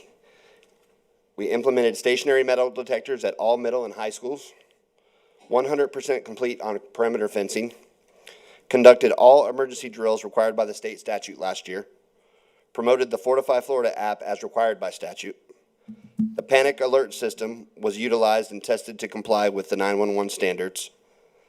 Every member of the threat assessment team were CSTAG trained, and by January 1st, 2024 of this year, the new Florida model will come in effect, and everybody in law enforcement has been trained so far. The school staff are being trained up through December 31st, and that'll all be done. We completed installation of room numbers. Classroom door handles were installed so that they remain locked at all times unless opened with a key. We continue to educate students and parents of social media and the consequences that come from posting or making threats. Based on the results of the assessment, there are additional steps that should be considered. One is the use of RFID for access by staff and faculty at all sites. That's having a badge to be able to get in. Consider first aid Stop the Bleed training kits for all schools. Currently we use ASHI, and we're looking at Stop the Bleed. We need to continue our physical improvements with secure vestibules. We need to create a maintenance plan for our technology that we are upgrading, such as cameras and digital intercom systems. The installation of impact resistance and one-day window film at schools, we're reviewing that right now as well. Expansion of amplifier BDAs at locations that experience radio failures. For the radios that aren't working in the schools, the amplifiers need to be put in those schools so we can communicate. And implementation of fixed panic alarms. The fiscal impacts to the district are estimated at charters, $46,163, radio repeaters, $963,999, alarm panels, $21,500, metal detectors, $100,174, security cameras, $212,860, and signal amplifiers at $750,043.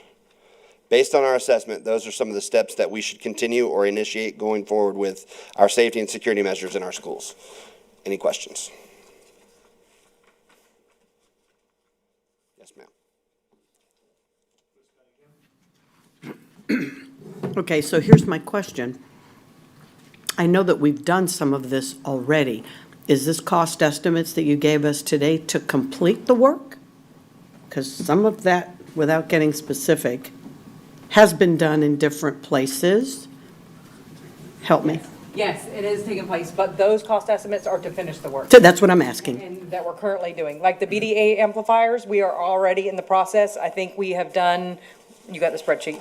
There are 9 that have been completed, and I think we have 5 left. Sure. I don't have my glasses on. Well, it's fine, But yes. Yes, so this is to That's the list of complete schools? Yes, the ma'am. work. Okay, thank you. That was my question. I see no further questions or comments. Thank you. Thank you. Thank you.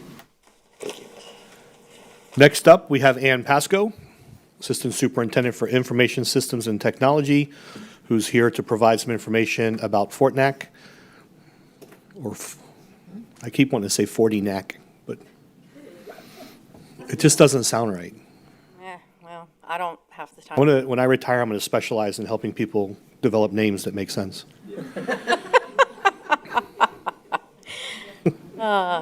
Good afternoon. How are It's sad you? being employed. end on that. I'm happy that I get to go after Safe Schools because the FORDNAC implementation, as we have discussed somewhat previously in talking about cybersecurity, helps us maintain our network and ensure that we can keep it up and running. Many of those things that we just talked about with Safe Schools live on the network. And if we're going to take the time to install them, we want them to be up and we want them to work well. So unfortunately, as we know, in today's digital learning age, we have quite a few issues with cybersecurity. We have phishing scams, we have ransomware, we have things of that nature. And our job as a district is to make sure that we have our systems up and running for learning and to keep our business functioning so that we can provide all of those opportunities for our staff and our students when they are needed to be. So what a NAC is a network access control, does quite a few things. It basically controls who can get onto our network. So it controls the corporate users in our environment. That means any students, teachers, staff, guests logging in. Essentially, just like a school security officer would say, who are you before you come into the building? We're doing the same thing. Who are you before you come on our network? We also are controlling access to the applications and resources on the network. So anytime you talk about security in digital learning, one of the things that people are doing in phishing or ransomware is they're trying to get into your network and putting something called a bad actor onto the network that waits dormant until it thinks nobody's looking, and then it attacks. This system helps prevent some of that. It makes sure that we can set policies for our contractors, our guests, any known people who are coming on site. We set a policy for them that says this is what you can access and this is what you cannot, which is important for all of the things that you all are trying to decide, both as a school board and as employees and as students. There's lots of new innovative things that you're trying to implement. We want to make sure we provide the right access for the right people, and that helps keeps our network safe. It also helps us segment things into job functions. So each of us have a different function. I believe we just talked about Mr. Davis and Mr. Hyde and looking at how you deal with Title IX. It's the same thing when you look at digital learning. My role should give me certain access to different information, and we can design that based upon this solution. We put systems in place that will detect unusual activity on our network. So that's what you're looking for in a cyber attack. Anything unusual, anything different. And it would be very difficult and cost prohibitive for us to employ that many people because we'd have to be 24/7. So this lets us do that.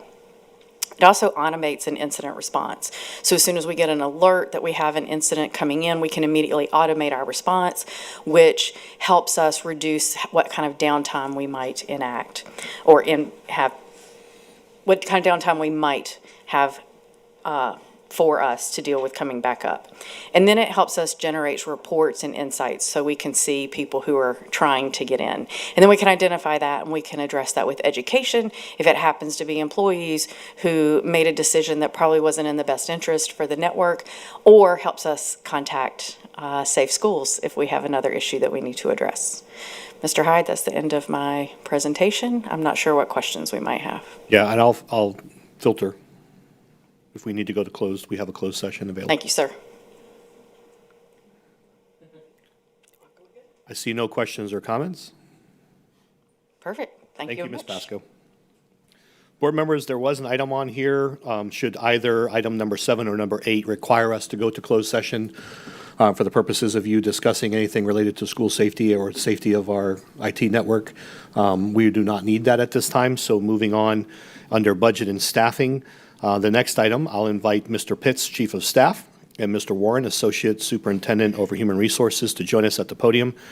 They're here to speak with you about the PEA collective bargaining agreement settlement that we're proposing and recommending to the board.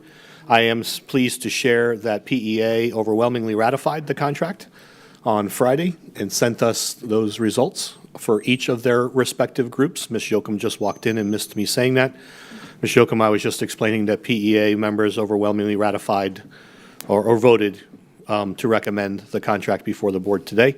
I did have the opportunity, come on down. I did have the opportunity to address a few questions that came before me from one of the board members, and so I'll go ahead and provide a few of those responses here. Why is the item coming back to back? Typically, depending on the timeline in which the contract is finalized, we do attempt to bring the item to you as quickly as possible.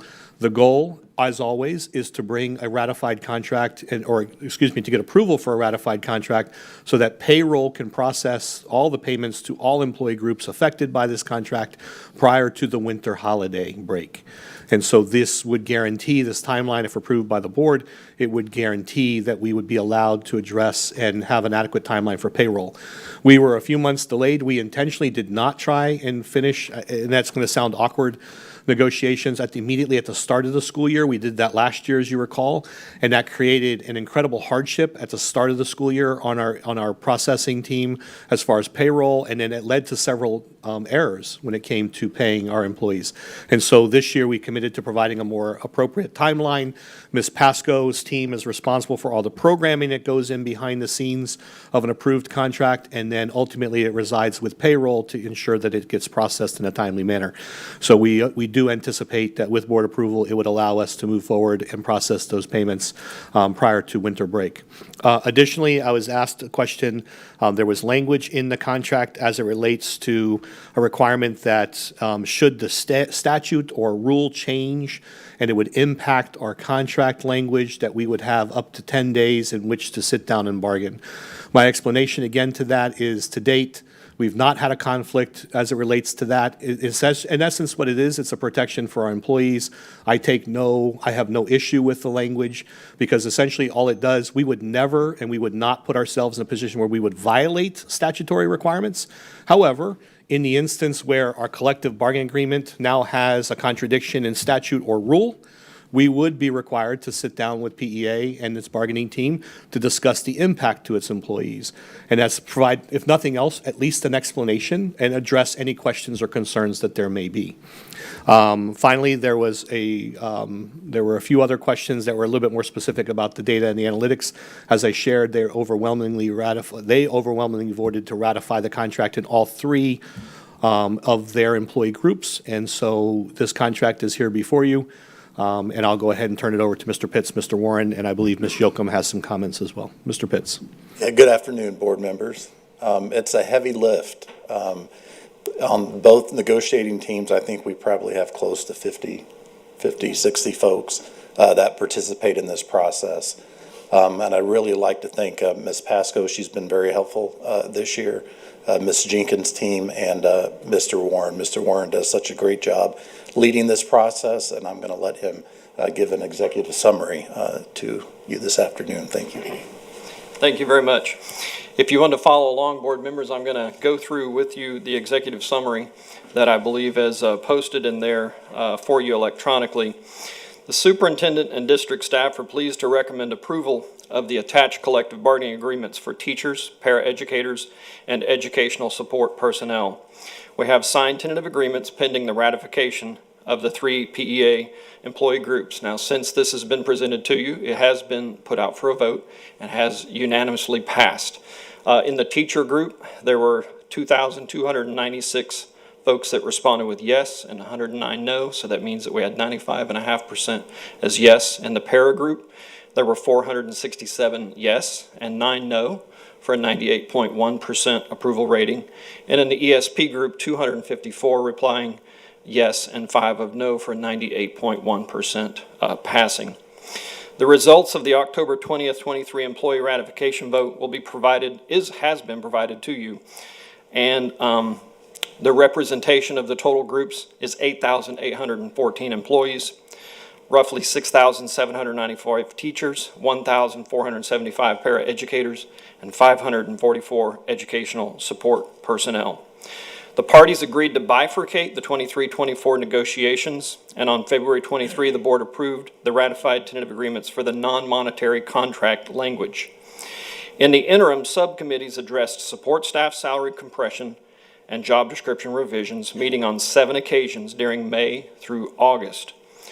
Part 2 of our negotiations resumed in May of 23, and the agenda included the 23 and 24 calendar year self-funded health plan, the 23-24 teacher, para, and ESP salaries and supplements, along with several other contractual issues affecting the district's budget. After 8 meetings on October 5th, we came to a settlement in negotiations. The proposed tentative agreements, and if you hear us refer to them as TAs, for the 3 employee groups, revised contract language for 23-24 salaries and supplements. The term of the 3 contracts ends on June 30th of 26, with salaries to be negotiated annually. For instructional personnel, the teacher salary agreement includes the January 11th, 2022 board-approved ESSER relief monies of $1,000 supplement. It's in its 3rd and final year. And the proposed tentative agreements for the 3 employee groups revise several contract articles of interest to both parties, and those have been attached for your review and otherwise. Following union ratification and school board approval, the attached TAs or tentative agreements, salary adjustments will become effective retroactive to July 1 of 2023. Now the contract languages, the actual language pieces, will be effective as of October 25th, the day following the approval. The teacher 23-24 salary schedules, or Appendix B, Section 1012.22 of Florida statutes requires us to have 2 salary schedules. So teachers who are holding a continuing contract or PSC contract remain on the grandfathered salary schedule. All other teachers we refer to as annual contract or probationary contract, regardless of their date or hire, are statutorily placed on the pay for performance salary schedule when they become teachers. Teachers will advance salary levels based on years of experience to expound salary compression at the beginning of the schedules. Veteran teachers will see multiple salary level advancements. One of our priorities when we came together was to try to reduce those years of experience, where we had in some places 0 to 21 years was our very first band. So we've tried to break up and begin to put some levels in there to work on minimizing compression in our groups. The performance pay schedule, base level for teachers, 10-month, 196-day contract, without any prior instructional experience, retains the statewide goal of 47.5. Above the base salary level, 150 has been added to every level.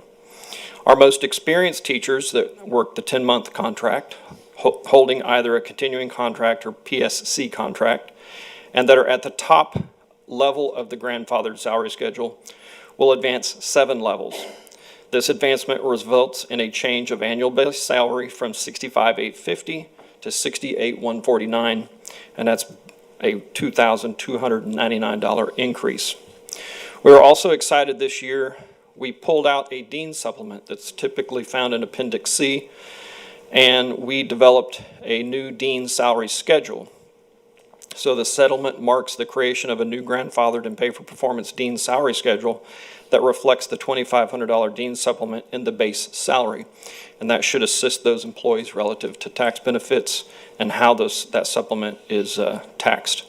The teacher supplement salary schedule for 23-24, Appendix C, that is attached for your review.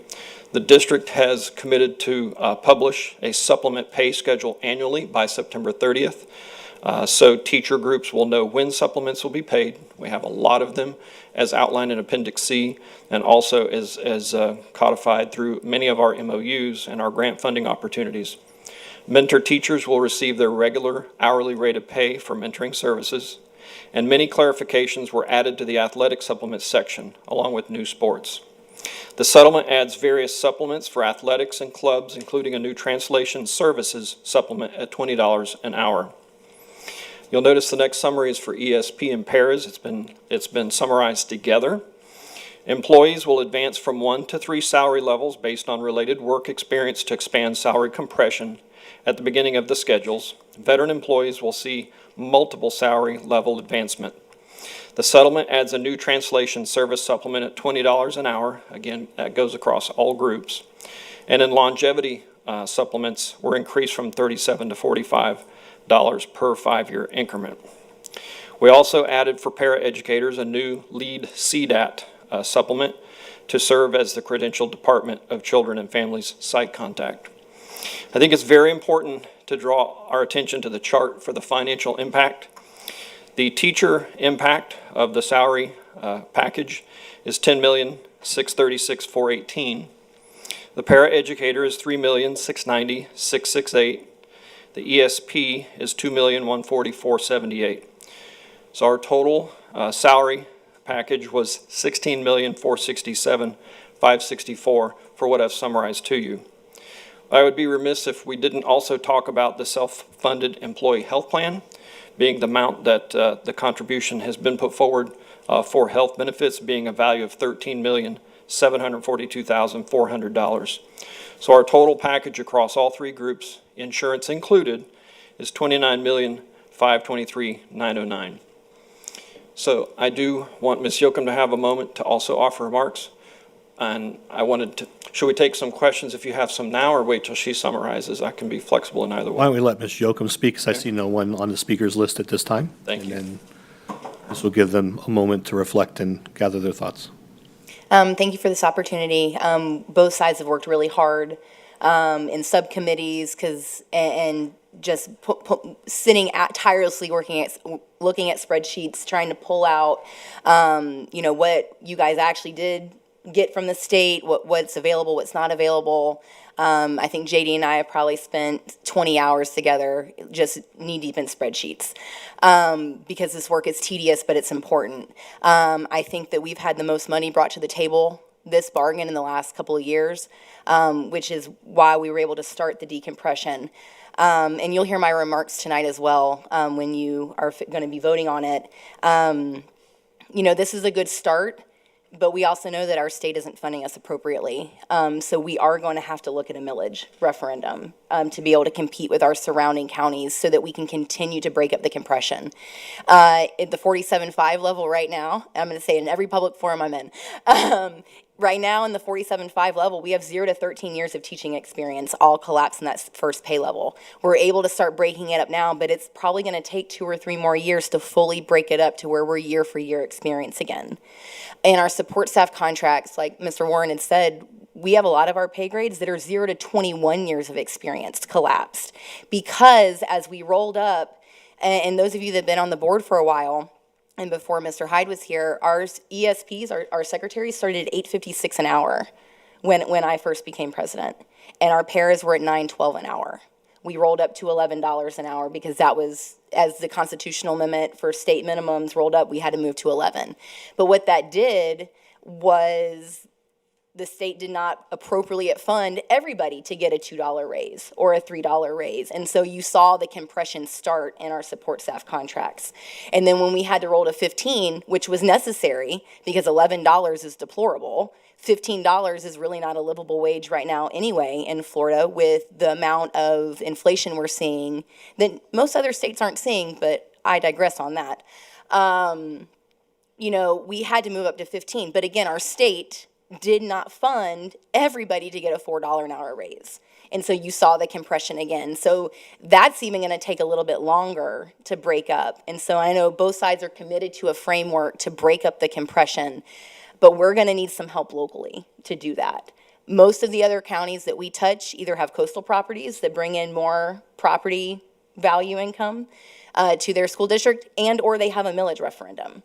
And so for us to be able to be competitive in this very transient state where people can just go to Hillsborough, go to Osceola, go to Orange, go to Lake, and just wherever is better at the time, because the state has gotten away from tenure and professional service contracts, so there is no loyalty to districts anymore. It's who can pay more. And if they live close to bordering districts, that's where they're going to go. So we have to take matters into our own hands and make sure that we can not only retain people, or recruit people, but retain them. And so we're really proud and glad that we're here at this point to where employees can start to get their retro pay and their pay, hopefully in their end of November check, which is, I think, where we're on track to still do that so that they get it before the holiday break. So, thank you. Yeah, thank you. And Ms. Yocum, they may have questions for you, so just stay close by. Board members, a couple other just reminders, and there was one other portion of the questions I received that I want to go back and make sure I address here. First and foremost, I'm really proud of the fact that we maintained a focus and the integrity of the bargaining process. Part of that process was identifying financially what we could afford. What is the package we could put forward and maintain an effective fund balance, knowing we still have to ratify and settle with AFSCME and our NUG group, our non-union group, and others. And so we were able to stay within that. And that process really requires PEA to to go back and help determine where to place the dollars, because essentially they're giving an allotment of dollars, and then they have to figure out with us, where do those dollars best fit? And that's what Ms. Yocum was referring to when she met with Mr. Faust and the team over multiple days, for long days, as they went through the calculations about how to move certain levels so that we could start to stretch. And I know Mr. Nolte and all of you have talked about compression as a significant concern. How do we honor and respect and value our veteran teachers? And this is, as Ms. Yocum stated, and you've heard me say this repeatedly, this has to be a multi-year process and an approach. We could never afford, even with a referendum, to get our salaries back on track where they should have been. And that's no one's fault. That's just simply how this state's structured and how we receive funding. And so moving forward, those types of things are really important. But again, the contractual negotiations went very well. There's always going to be moments of heated frustration and conflict, but I would say both parties, both sides mitigated those issues effectively. And this is a good example. Sometimes when you go into negotiations, other issues are drawn into the negotiation that we're taking care of or we're addressing outside, employee discipline, other concerns, grievances. All those things kind of carry over from time to time, and that's really where some of those instances stemmed from. It was not because of the negotiation itself. We ask a lot of tough questions, as does the PEA group, of each other, and there's a lot of accountability in that room, and there's a lot of honesty and integrity and trust in that room. And so I'm proud of the fact that we've built that culture and that we adhered to our process that we had defined. And I was very proud this year, more than previous years, in how the process unfolded and the manner in which Mr. Warren, Mr. Pitts, Ms. Yocum, and her team approached negotiations, because that's important. You can go to war every time if you want, but nothing gets accomplished. And quite honestly, the only thing that gets accomplished is employees get deferred compensation because neither one of us or both of us become entrenched in our own ideologies and are unwilling to move. And that's not the case here. The last thing I just wanted to share briefly was I did receive some questions asking in the compensation package, what amount or what percentage went within the band groups of 0 to 5 years, 6 to 10 years, 11 to 15 years. We don't have that calculation. I was able to provide relative bandwidths for salaries, and I'd be happy to share that with the rest of the board, but it's going to take us some time to calculate out what percentage of increase did each one of those bandwidths receive. And that's how I interpreted the question, but I'll follow up with that board member to make sure I understood the question properly so I can get you an appropriate response. But I just wanted to give you a little bit more context there and speak to the negotiations. I think I was at all but 2 negotiation meetings, and so again, very proud of the team and the work they were able to accomplish. I see Ms. Miller has a question. I do. I have a question mainly into how we're going to message this to staff, because that always becomes a lot of questions come with this. And I don't know if we do that together or separately. I also want to say that I appreciate the fact that, like a lot of things, Polk County just does this better than most. We have a working relationship with our union. Our union is not the enemy, no matter how many times that gets to get repeated in elections. We have I was taught a long time ago in the corporate world that it is your job and responsibility to have a working relationship with the people that do the business for you. And so I'm so proud of the fact that we can do that. But I would like to know how this is messaged to staff to kind of try to answer the questions before they start rolling in. I would say that a majority of the messaging is on PEA, and we send out to our bargaining team, or our bargaining units, which are all of the teachers, all of the paraeducators, all of the secretaries. I put out multiple videos explaining how people would move in different situations, really going through how they need to look at their individual, because over the next couple of years, this is going to be very individualized, because to break up compression, we can't just have a flat dollar amount to everybody or a flat percent to everybody. As we break things up, now our less experienced folks are going to see less of an increase, as our veteran staff who haven't seen the increases that our base have seen are going to start seeing more, so that over maybe 6 years total, everybody's at about the same spot. With the way the state allocated and directed these funds, teachers have 20 plus laws that are governed on how they're paid. And that's a problem. That's a state problem. That's not a Polk County problem. Every district in Florida is dealing with that. There are over 20 laws that dictate and govern how we pay our teachers in the state of Florida. It's asinine. But we have to work with that, with Mr. Pitts and Mr. Warren and their team so that we can flesh out what we can do in the parameters of the law. So over the last 3 years, we saw a lot of money added to the base salary because we had to. And now the inverse has to happen for our veteran staff. So over a total of about 5 or 6 years, everyone should see about the same total amount, and that's the goal. And let me just follow up with that. We're going to do something a little new this year. The pay will not show up until the December 31st paycheck. It will not be in the November paycheck. One of the things we're going to do this year is run a simulation where folks can see what their salary increase is going to be and ask questions on that. That'll come before the December 31st paycheck. And so we're really asking employees just to hold off asking questions until we can get that information to them. We've learned some really good lessons. It's actually a very good question because over the years, whether it's hurricane pay or it's contract pay, we have learned that we have to over-communicate this. And in many instances, we end up one-on-one or in small group meetings. A good example of this is Mr. Pitts and Ms. Jenkins, who personally visited all of the shops to explain hurricane pay so that individuals knew how they were compensated, why they were compensated a certain way. And that gets down at the individual level because not all of them may have worked the same number of hours under the same circumstances. I know that since we had reached this tentative agreement, that PEA, and I had touched base with Ms. Yoakum recently to say, hey, I haven't heard anything, how's it going? And initially when the proposal was rolled out, there were a lot of concerns that were raised because people weren't really looking at all the information in its totality, so they started going down the route of hosting, webinars and recording videos, and then as soon as that started to happen, all the information really started to get out, to Ms. Miller's point, and people started to kind of see, wow, this is effective, this is good, and I think when you look at the voting results, you see that reflected there. And so it is a good question about how do you roll this out, but in every instance, and I want to make sure, and I'll say it again tonight, any employee, as Mr. Pitts said, we're going to model your paycheck for everyone. If you have a question, contact us. And one-on-one, someone will walk you through your paycheck. Because it's amazing how few people struggle to look at that paycheck. And it can be quite convoluted when you look at all the deductions and things like that, and stipends come into play and all that. So sometimes it does take a little bit of a narrative and a conversation to understand the check and the implications for it. In some instances, the pay raise may shift them into a different tax bracket. And so all of a sudden, it's like, wait a second, I should be seeing more, but they don't realize they shifted into a different tax bracket, so now the feds are taking more. So there's simple nuances like that many people don't think about. So thank you, Ms. Miller, for the question. Mr. Nolte.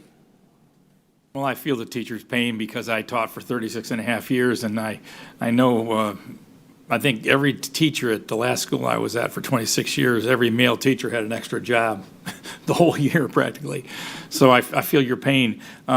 We don't have we don't have a schedule then with what they're going to and what the percentage is to increase on the amount that I know. Not the percentage. So the overall increase was 6%. I provided that breakdown to the board. Right. For each employee, yes, they know exactly how many levels they're moving. Okay. But as far as a percentage calculation, no, sir. No, okay. And then we can't get it to them faster like in November? No, okay, all right. I know we're handcuffed by the state. I can, to be honest with you, yes, we could. But there's going to be a million mistakes, and we're going to overpay and underpay, and it's not worth it. No, I know, I feel their pain. Well, I'm glad that you guys worked it out, and I hope everything goes smoothly, and for the teacher's sake and para's sake and all the people that are employed, and I just appreciate your time and every effort, and I know we'll do as much as we can, because I know when I taught over here, they were compressing everything, and I was shaking my head to go, don't do that, don't do that. It's going to cause people to flip over to Orange, Hillsborough, and everywhere else. But thank you for the job you guys do, and appreciate your time, and God bless. Ms. Fields. I want to thank you all for the hard work. I know that it wasn't easy. When we ran for re-election, that was one of the biggest concerns, and I'm happy that it's been addressed, but for everybody.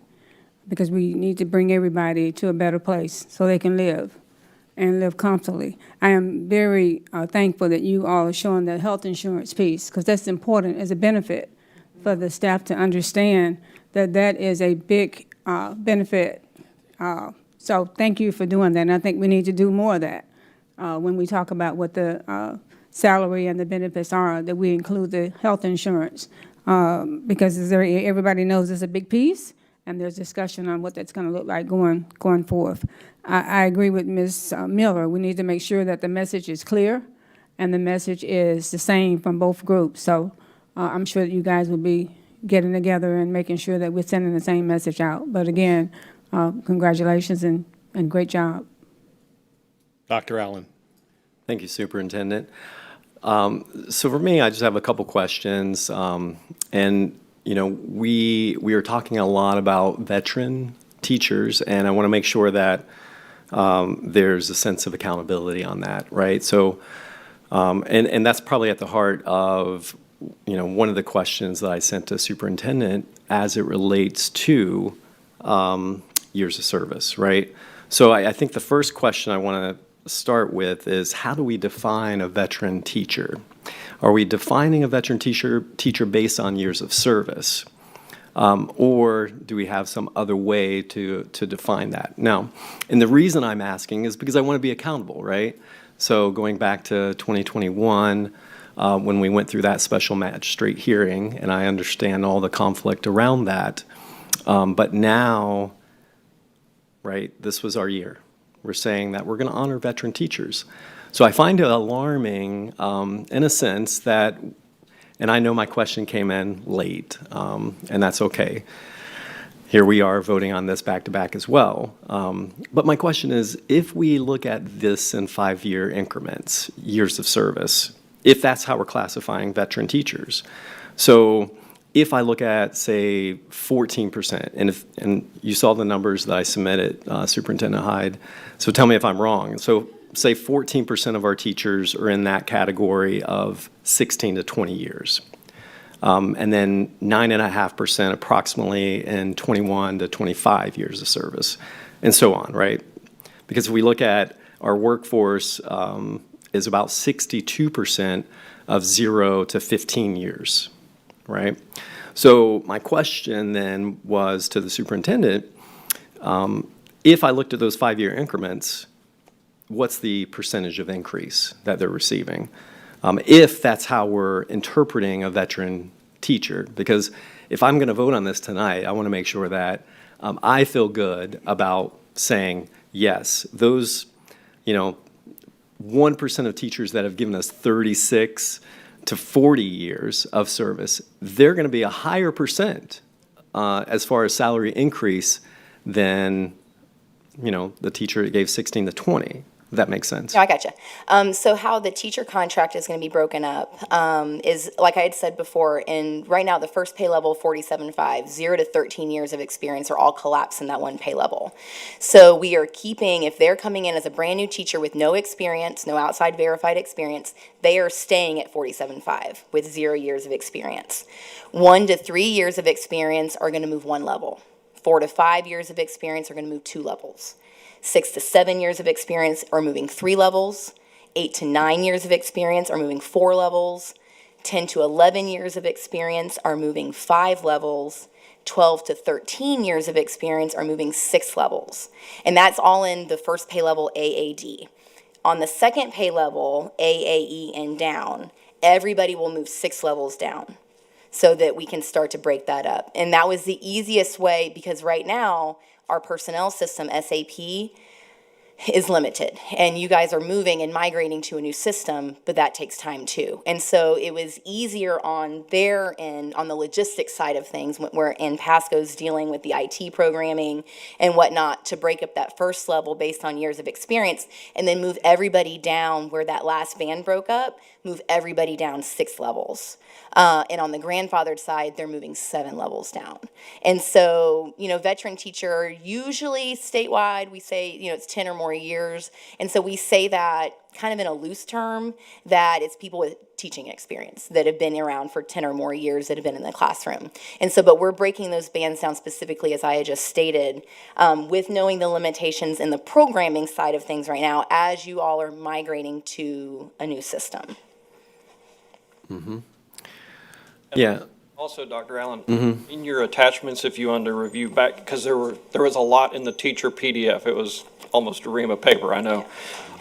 If you found Appendix B teacher salary schedule, it starts with a walk across by level and years of experience for grandfather, and it'll walk on over into pay for performance as well. So it will show, you can see the chart of what she was speaking in broad terms about. Yeah. And again, I would see the value of demonstrating the percentage of the increase. I know 6% collectively, that's a positive number. But I would love to be able to see it broken down by 5-year increments in years of service. I think, to me, is a little bit more valuable than just saying 6% collectively. And then, I was asking also, and if we look at those 5-year increments, I would love to be able to see where those supplement pays are as well. So, it's great. I love seeing that, we've got 2,400 of our teachers that are receiving the master stipend, which is 3,300, because 31, and that held. We didn't change that this go round, right? But then we have 122 of our teachers that are at a doctorate level, and they're receiving 68, 67, right. So where do those teachers land within years of service? So, and because when I ask, okay, what's the average teacher salary, the numbers we have currently are just in 10-year blocks. Ooh, that's hard, really hard to gauge.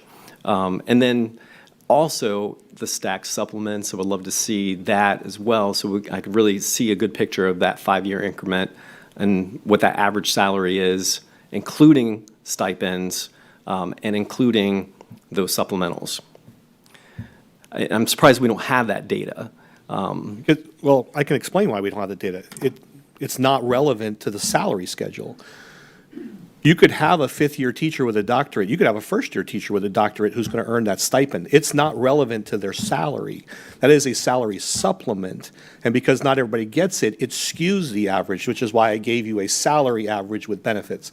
So I hear what you're saying, but the data you're requesting isn't going to reflect what I think it is you're looking for, which is what's the pay band for the 5-year increments and what's the difference in those pay bands, so that if we're honoring longevity, essentially, or tenure or experience, how does that break out? And I can provide that. I can't provide it in a day's time, and you acknowledge that, but the stipends and the supplements should never be calculated into the base salary because they're year to year. They're never guaranteed.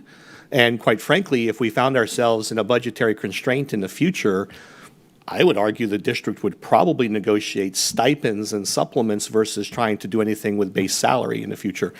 I'm not projecting that. I'm just saying it would make sense to me that because those are additional pay and not base pay, that's where we'd want to see the impact. I'm not saying PEA would agree to that. I'm just throwing out something, conceptually.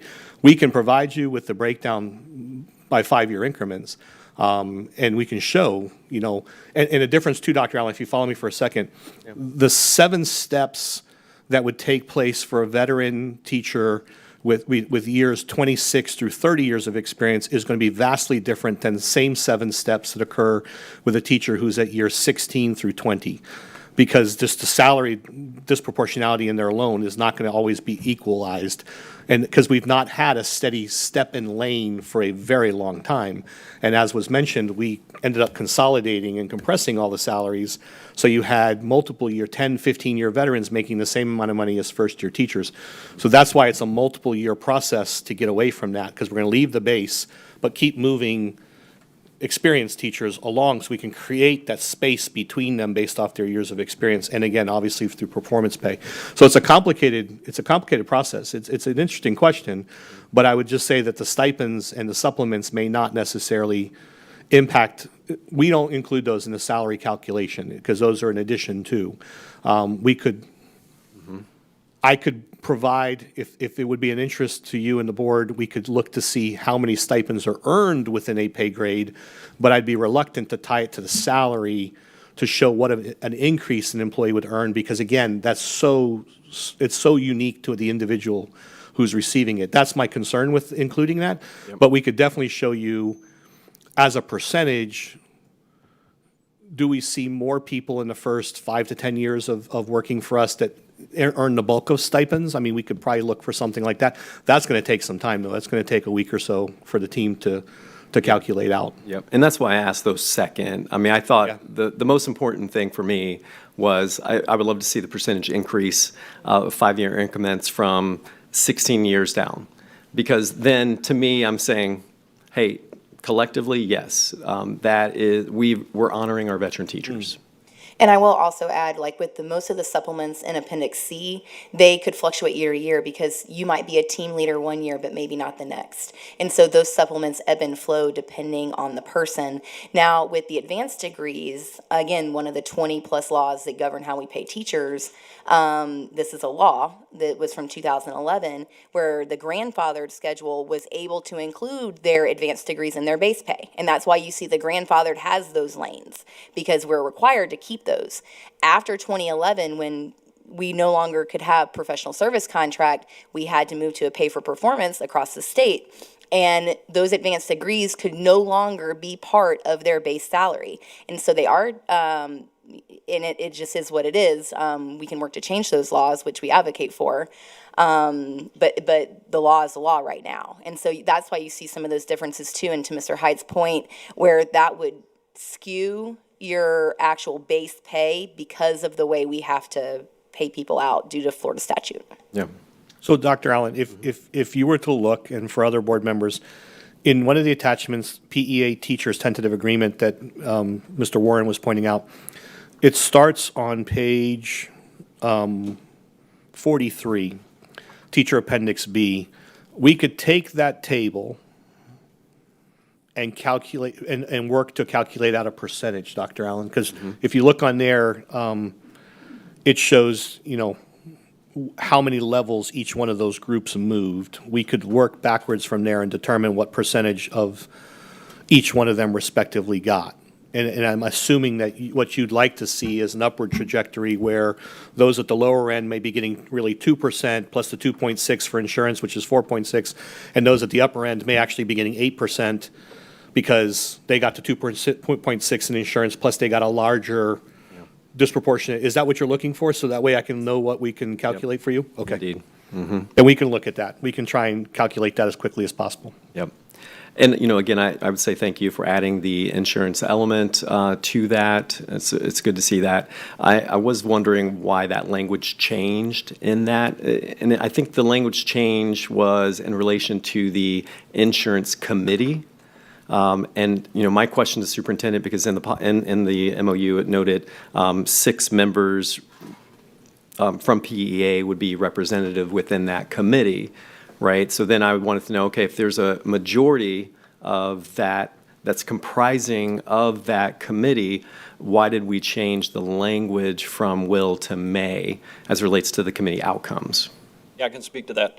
One of the priorities that we worked on and talked about, we tried to pick up language from the TEAC, the Teacher Evaluation Advisory Committee, because that's a subcommittee that works outside. They work in the details of the teacher evaluation, and then they bring these proposals of what that subcommittee has done back to the bargaining table, and we don't tease it completely apart. We kind of take it at face value, and then we look at it. They were the experts in field. They represented the group on that committee, and you move forward. So the intent was to replicate that in the superintendent's insurance committee process.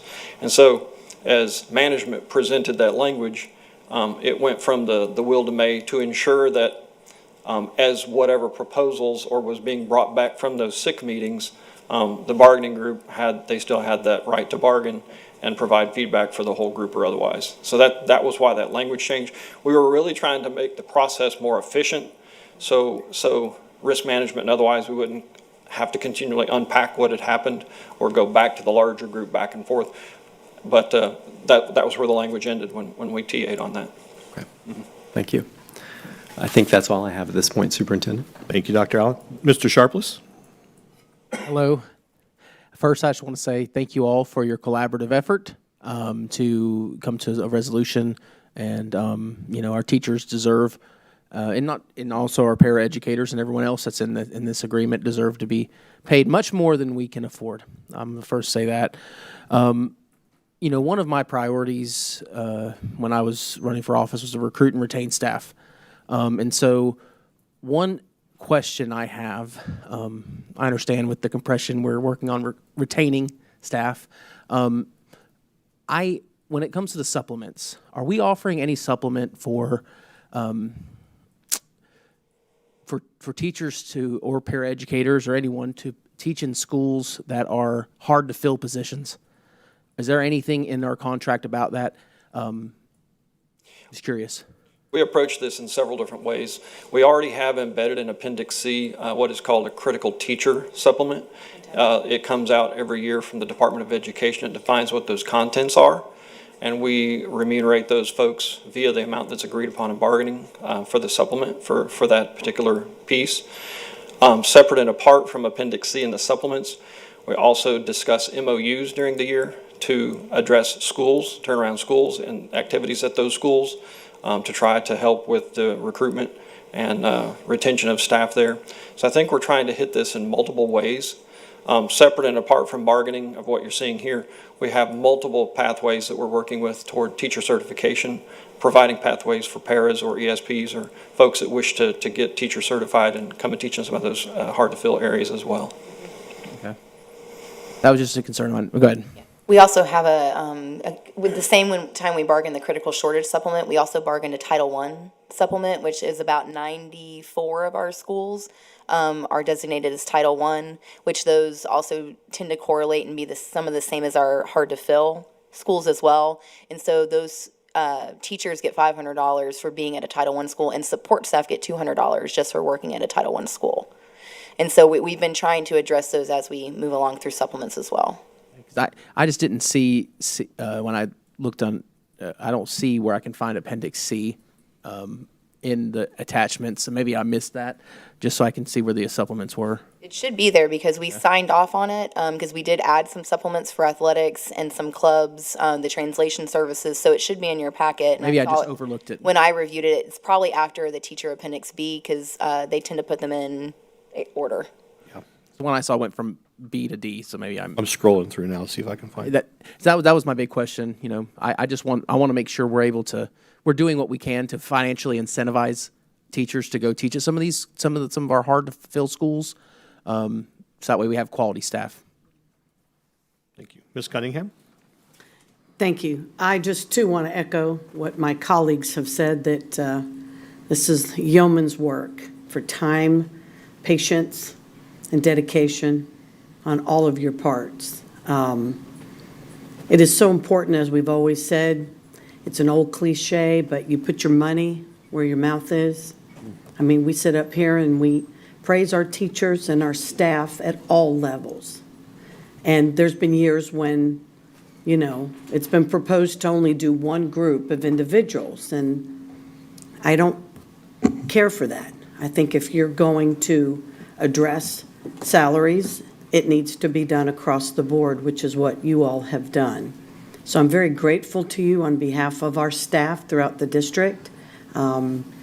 It's amazing that we've come this far, and I know the compression is still an issue, but you gotta crawl before you walk. You gotta walk before you run, and I think we're making the right effort in the right areas to move salaries forward. The only question I have, because a few of you have alluded to it, for other districts surrounding us, in different times they're greater than us, and different times they're less than us. At this point of the juncture, since we're looking at salary increases, that have been proposed by the end of this year. My question is, has anyone looked at the surrounding, and where are we in that group? I would just, sorry. I have that. You have that? Yes, ma'am. And Okay. I have it before this raise. So I'd have to go back and I want to verify again, and I can send that to you. I used it in our community forums towards the end of the school year, for school-based administrators. Again, comparing us against the big seven or big six large districts. We are seventh largest district. I compare us amongst that group. We are ranked 7th out of 7 across the board in school-based administrative salaries. The only place where we have broken through the bottom two, and we're ranked 5th, is in library media, where we're ranked 5th out of 7 salaries. But for teacher salaries, for everyone else's salaries, we have consistently been ranked 7th out of all 7 districts. Okay, but that's for what I'm asking is more in our area, because someone said, for $2 more, I'm going to go over to Osceola or Lake or. Orange and Hillsborough tend to be where we lose staff to. And Osceola, I'm here, okay. We can run that analysis. I'm just curious. I mean, now that we're moving our salaries, per se, forward, what will we look like, let's say, January 1st with this implementation? And then they might be doing the same thing. So it's just be curious to know our 7 districts or less, there's 7, I don't know how many, Hillsborough, Touch Us, Lake, Osceola, how many? Touch Us, okay. So out of those 10, where do we fit come January 1st? I'd be very curious to know that. And I was going to say, I also add, because I talk to all of my colleagues across the state. Sure. Right now, there's only about 10 districts out of 67 that are settled. So we're very proud to be in that small group. Orange is still at impasse. Their district declared impasse on their union. And they're looking at percentage raises, but also a 64% insurance hike. And so Hillsborough, I think, settled right after us. I don't have their numbers because I think we settled on a Thursday. They settled on that next Monday. But Osceola probably is looking at what we're able to do for our veteran teachers. But it was more in the performance pay vein, so not everybody got it. And they didn't really address the compression like we were able to do. And so we chose to divert our dollars based on what our bargaining units have told us over the last couple of years, and involving them heavily in the process, that decompression of these salaries was their number one priority. I understand that, totally. And so everybody's kind of done it a little bit differently, but we also are, out of the 10 districts that touch us, we're probably the lowest funded per pupil in the state of Florida. Of course. Thank you very much. Ms. Cunningham, if I could Yes. just clarify. Sure. It will take us a little bit more time to calculate it out based off January 1st. It's fine. Because here's why. The archive data at the Department of Education typically lags by over a year. So that's where I've done my calculations. Salary information is updated, I guess, once every year. But right now, it's lagging data. It's not leading data. So we would have to physically call and compare that's fine. contracts, but we That's fine. can I'm do not that. trying to make more work. ma'am. I just thought if somebody said, hey, out of the, 10 surrounding, let's say we're in the top 50 percentile, or as you just explained, we're doing better in some areas and others we still need to work. I'm very proud of you all and all that you're doing, because we're continuously addressing it. And I know it's a lot of sleepless night and a lot of tireless efforts on y'all's part. And I really appreciate it. I am certainly not looking for staff to do more work. Just thought it'd be cool to know, hey, we're making strides, and it's making a difference, and it's visible in our Central Florida area is what I was looking for. But Ma'am, please, see what we can put together. just something simple. I'm pretty easy. Thank you so much. Mr. Nolte. Mr. Hyde, I wanted to thank you again for your hard work. This is probably going to feel like a 50-pound weight off your back when this thing gets ratified. It's just that I remember sitting out, well, not here, but somewhere else, and it was the 4th year back in the 80s. In fact, you guys probably weren't born yet, but I went 4 years without anything, and they kept promising us, well, we're going to retro that as soon as we apply. Then my 5th year, I heard the same thing again. I said, that's it. Hillsborough County, here I come. I was here for 9. I spent my last 26 and a half over there. I love it here. I want to keep these awesome teachers that have got experience here. And I know you're working on it. I appreciate it, and we just got to keep it going forward. Thank you. Well, and several of you have sent me articles and things saying, other states and people are really trying to be aggressive on the base salary issue and saying, I remember Mr. Sharpless most recently was one, sent me an article saying, can we match this? Can we do this? And I said, unfortunately, not without a referendum. I mean, the revenue has to be there. Yes, you could have a 1-year spend down and get down below 3% of your fund balance right at the state, requirement. But then what happens the next year when it's compounded by the next raise, you financially you can't make it. So we have to spend wisely. And one of the things I want to commend, I really do want to say thank you to PEA and to AFSCME and to others. Because what they've recognized since day one, and we met very early about this before negotiations started because I felt it was important. We're also short-staffed. So when we got into financial constraints, we did what every responsible school district would do. We eliminated vacancies and we started to retract the staffing allocations. And that's what everyone does. That way you can maintain everybody else employed and just eliminate vacancies because no one's arguably harmed in that regard. So at the same time we're trying to address salary compression, we're trying to get back to the appropriate staffing level. And I appreciate the fact that everybody who's been at the table has been respectful of that process and allowed us, if you recall, the school allocation model. Adding counselors to schools costs money, which ultimately takes dollars off the table for things like raises. And it's been a very good balance and a balanced approach to that. And it's a very respectful conversation. And I want to say thank you to Ms. Yoakum and her team. And I've got an amazing team. I will tell you, second to none. They do an amazing job in negotiations, and I'm very impressed by their skill, their aptitude. Mr. Warren has the patience of Job. Because it can get contentious. It can, and again, we have the same interest in mind. We want to benefit our employees so that we can have the best possible people standing in front of our kids. You're absolutely right, Ms. Cunningham. So thank you. And I see no further questions or comments. Thank you all very much. Madam Chair, the only two remaining items from my seat is the donation report, and we have the updated uniform assessment calendar, and that's been driven based off changes at the state level, so we continue to provide tweaks to our assessment calendar. At the end of this year, the good news that I'll announce here, and we'll talk about it again hopefully in the near future, is at the end of this school year, we will have a much better understanding of what type of data the statewide assessments can provide us. And if the team evaluates the data we're receiving and we feel that it can be impactful to instruction and help inform our instructional decision-making at the classroom level, then we will start looking for opportunities to reduce other testing and assessments that we do to free up more time for our teachers to focus on instruction. But we've not felt confident after year one of the pilot because there's no learning gains data.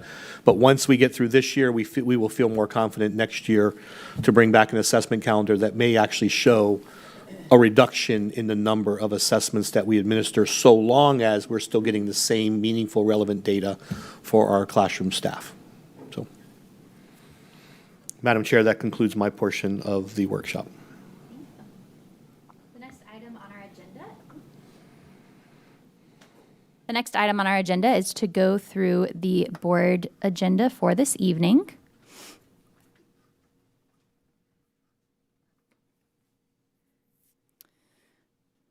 So first section, sections A or B, any questions?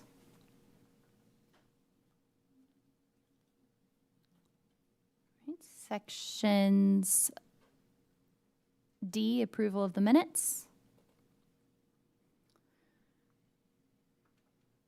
Under the consent agenda, sections F through H.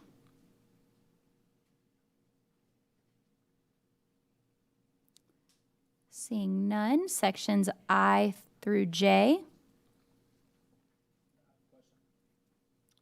Mr. Sharpless? I remember when we were putting in a workshop for the J1, the 5-year capital improvement and work plan. One thing I asked for was an actual copy of what the plan was. Right now, currently, what's attached there is the presentation, and not the actual plan. So for the public to see the plan that we're actually going to do on consent agenda, I would like to see that attached on J1, the actual plan that we are submitting to the state. Superintendent Hyde, is that possible before the meeting? Okay.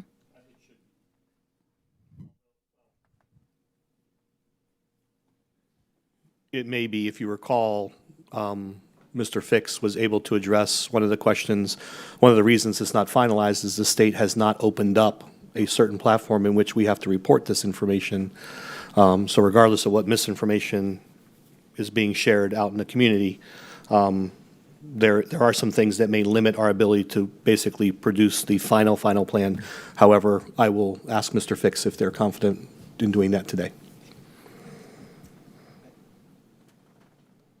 Dr. Allen? Well, I was just going to say in that conversation as well, just in this document, I mean, we've got several, I mean, there's like 5 changes that were added since our last presentation as well. So that would be appreciative.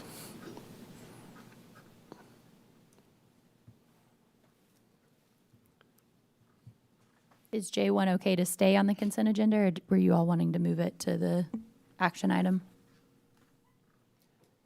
For me, it's as long as we can, I just want to feel comfortable that the public has enough information when we're putting it on a consent agenda. Okay. All right, we will get with Mr. Fix and try to get that information. Any other questions on I through J?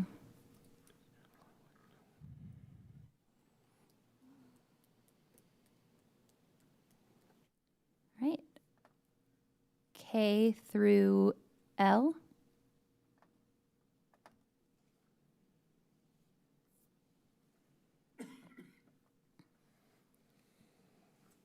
M through O.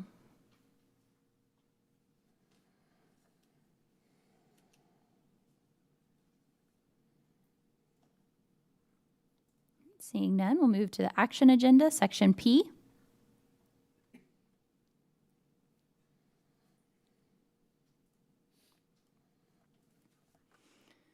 In the public hearing, section Q.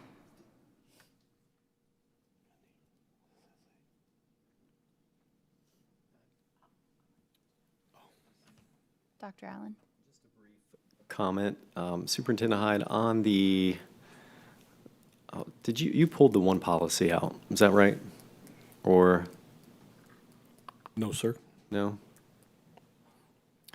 Because it's not listed in there, was earlier. So we do have 3 policies, but the PDF for the 3121.01 is not in that item currently?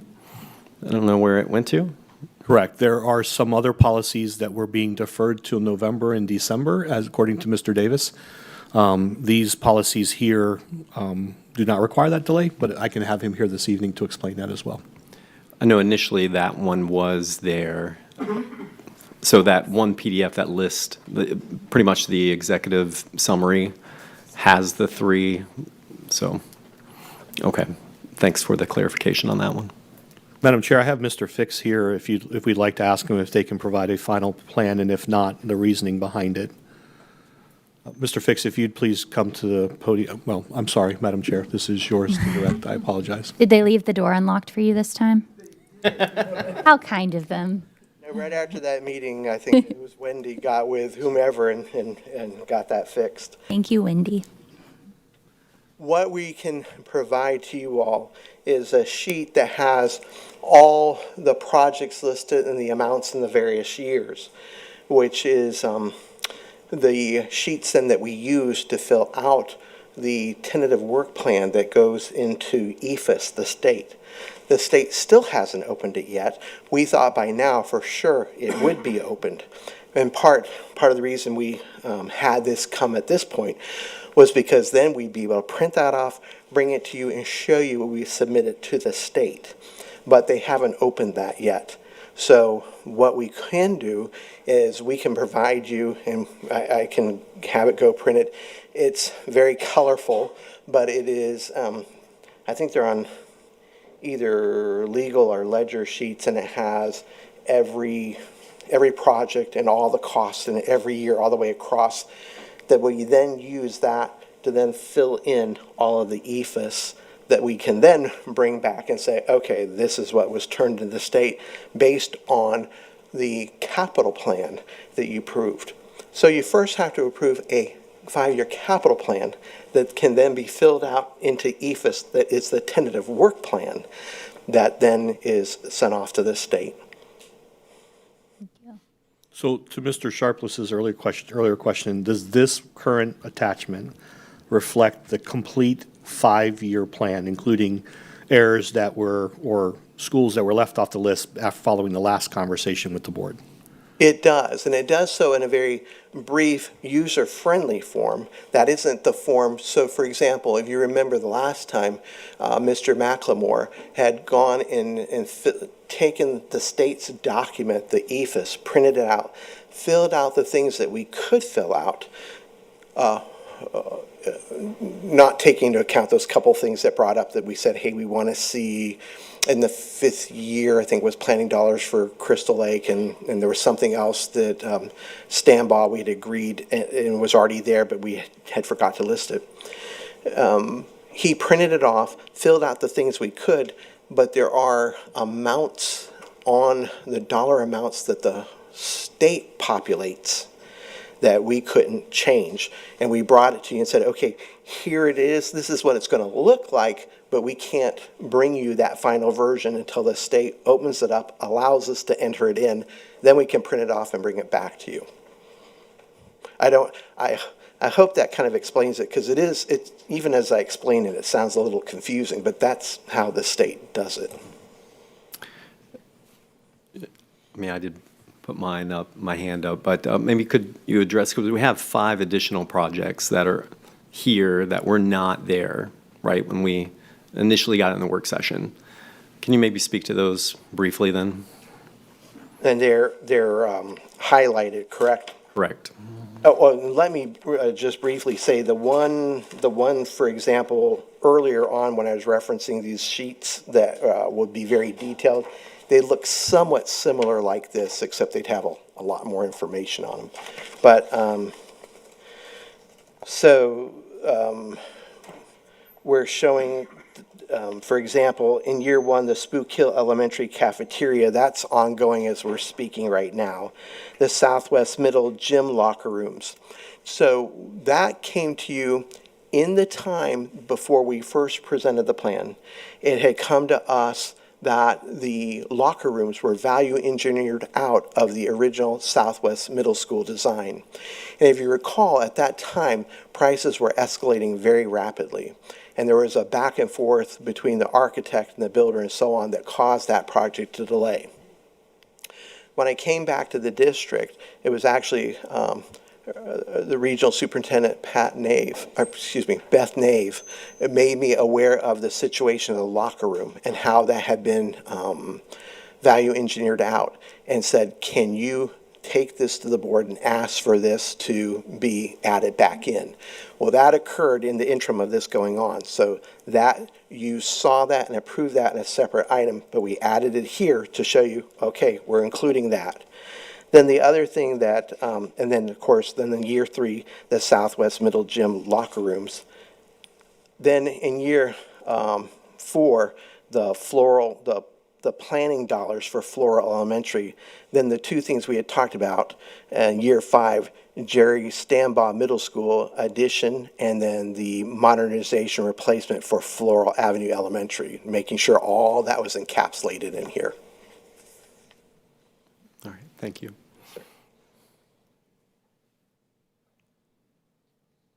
Any other questions on?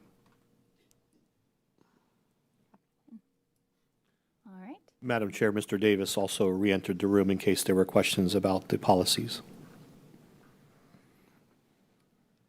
I think the only question, unless others have come up in the past couple minutes, the only question was on the executive summary. It included 3121.01, but that is not being heard today.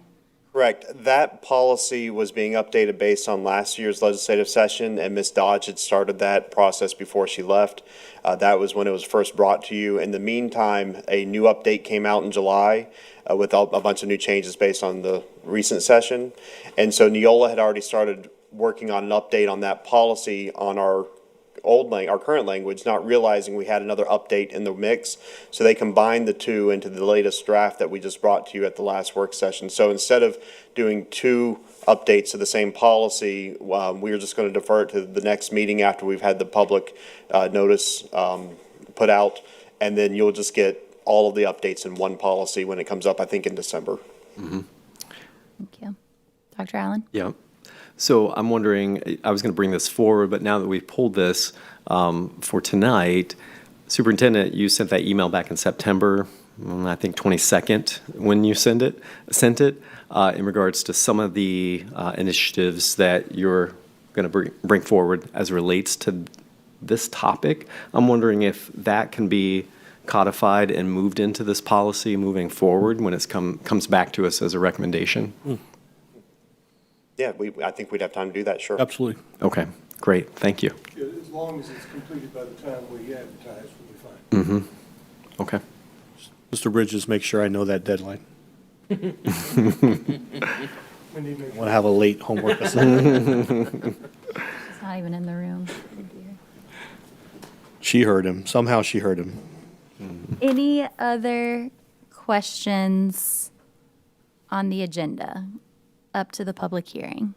All right, then we'll have superintendent's reports. Yes, ma'am. And then, Mr. Bridges, you have your report? Yes, ma'am, and if it's all right, I'll take a moment.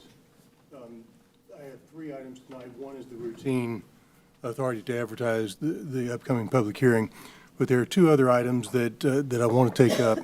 The first of them, you'll recall, not too long ago, the district participated as a plaintiff in a mass tort litigation having to do with vaping, with Juul. And we were invited to do that. There were law firms that were working together on that. They represented districts all over the state and all over the country. And as a result of that, we were able to participate in the settlement of that to the tune of 7 figures. The second item I have tonight is a follow-up on that. You'll recall when we settled that, there was still an item outstanding, and that has now been resolved. And I'll bring you that recommendation to settle that for about $750,000 gross, and that will complete that matter. We've been invited, the board has been invited to join another mass tort litigation that is also headed up by Wagstaff and Cartmel, the firm that coordinated the Juul litigation. And this one is targeted at social media. And just in a nutshell, real quickly, the numbers that they have provided indicate that about 45% of high school students report using social media daily, and about 24% of teens report being online almost constantly. They classify that in some instances as addictive behavior. They have internal documents indicating that at least since 2019, Meta, formerly Facebook, has known that 13.5% of teen girls on Instagram say the platform makes thoughts of suicide and self-injury worse.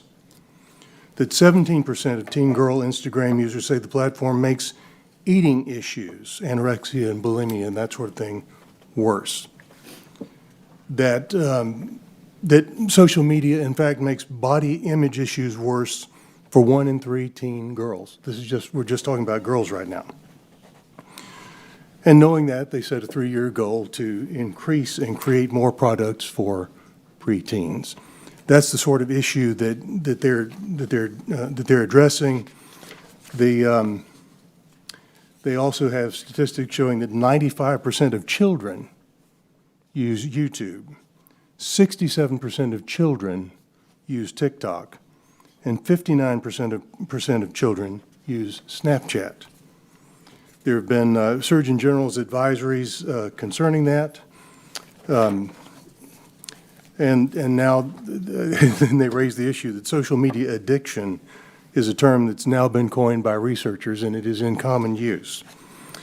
And they have listed among the consequences of addiction to social media: declined academic performance, sleep disruption, anxiety, depression, negative impact on real-life relationships, and social anxiety disorder, all of which can have a direct impact on students in the educational setting.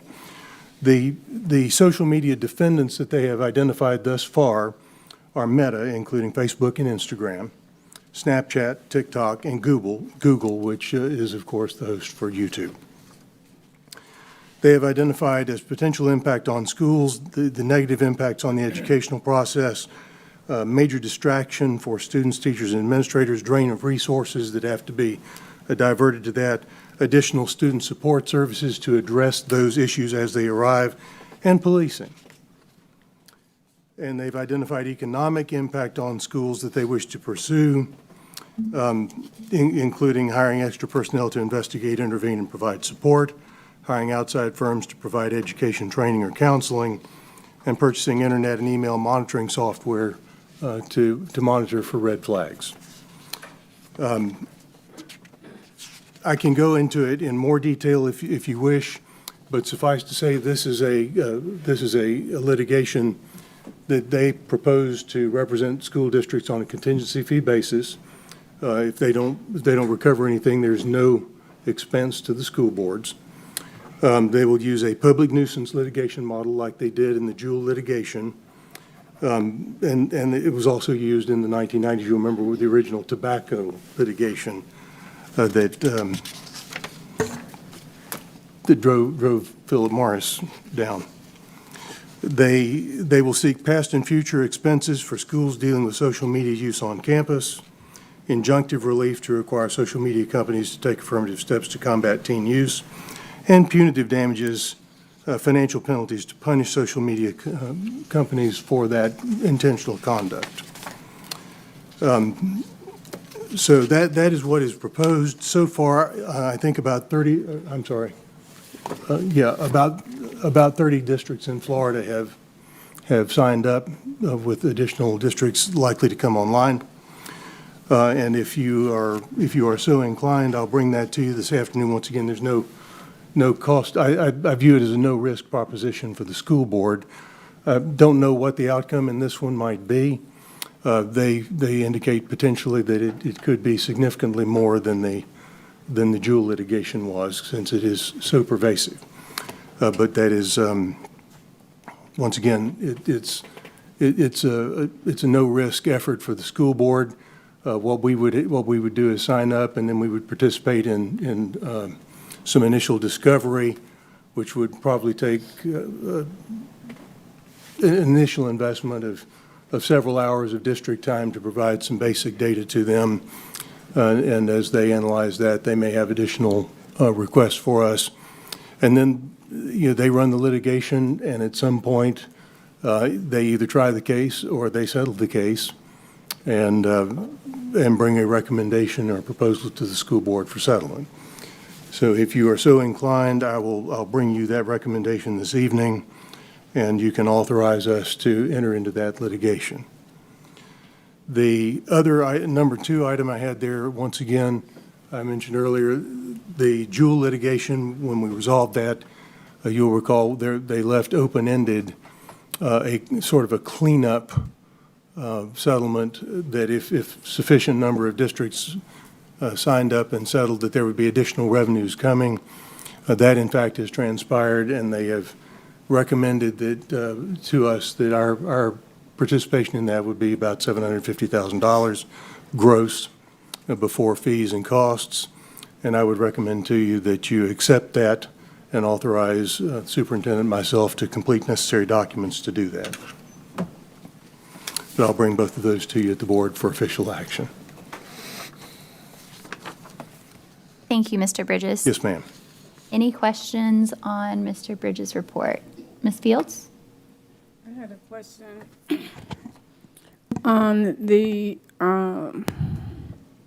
The first item, Wes, I was looking at the contingency fee agreement, and if I'm reading that correctly, if awards are given, the attorney's fees is 33% Yes, ma'am.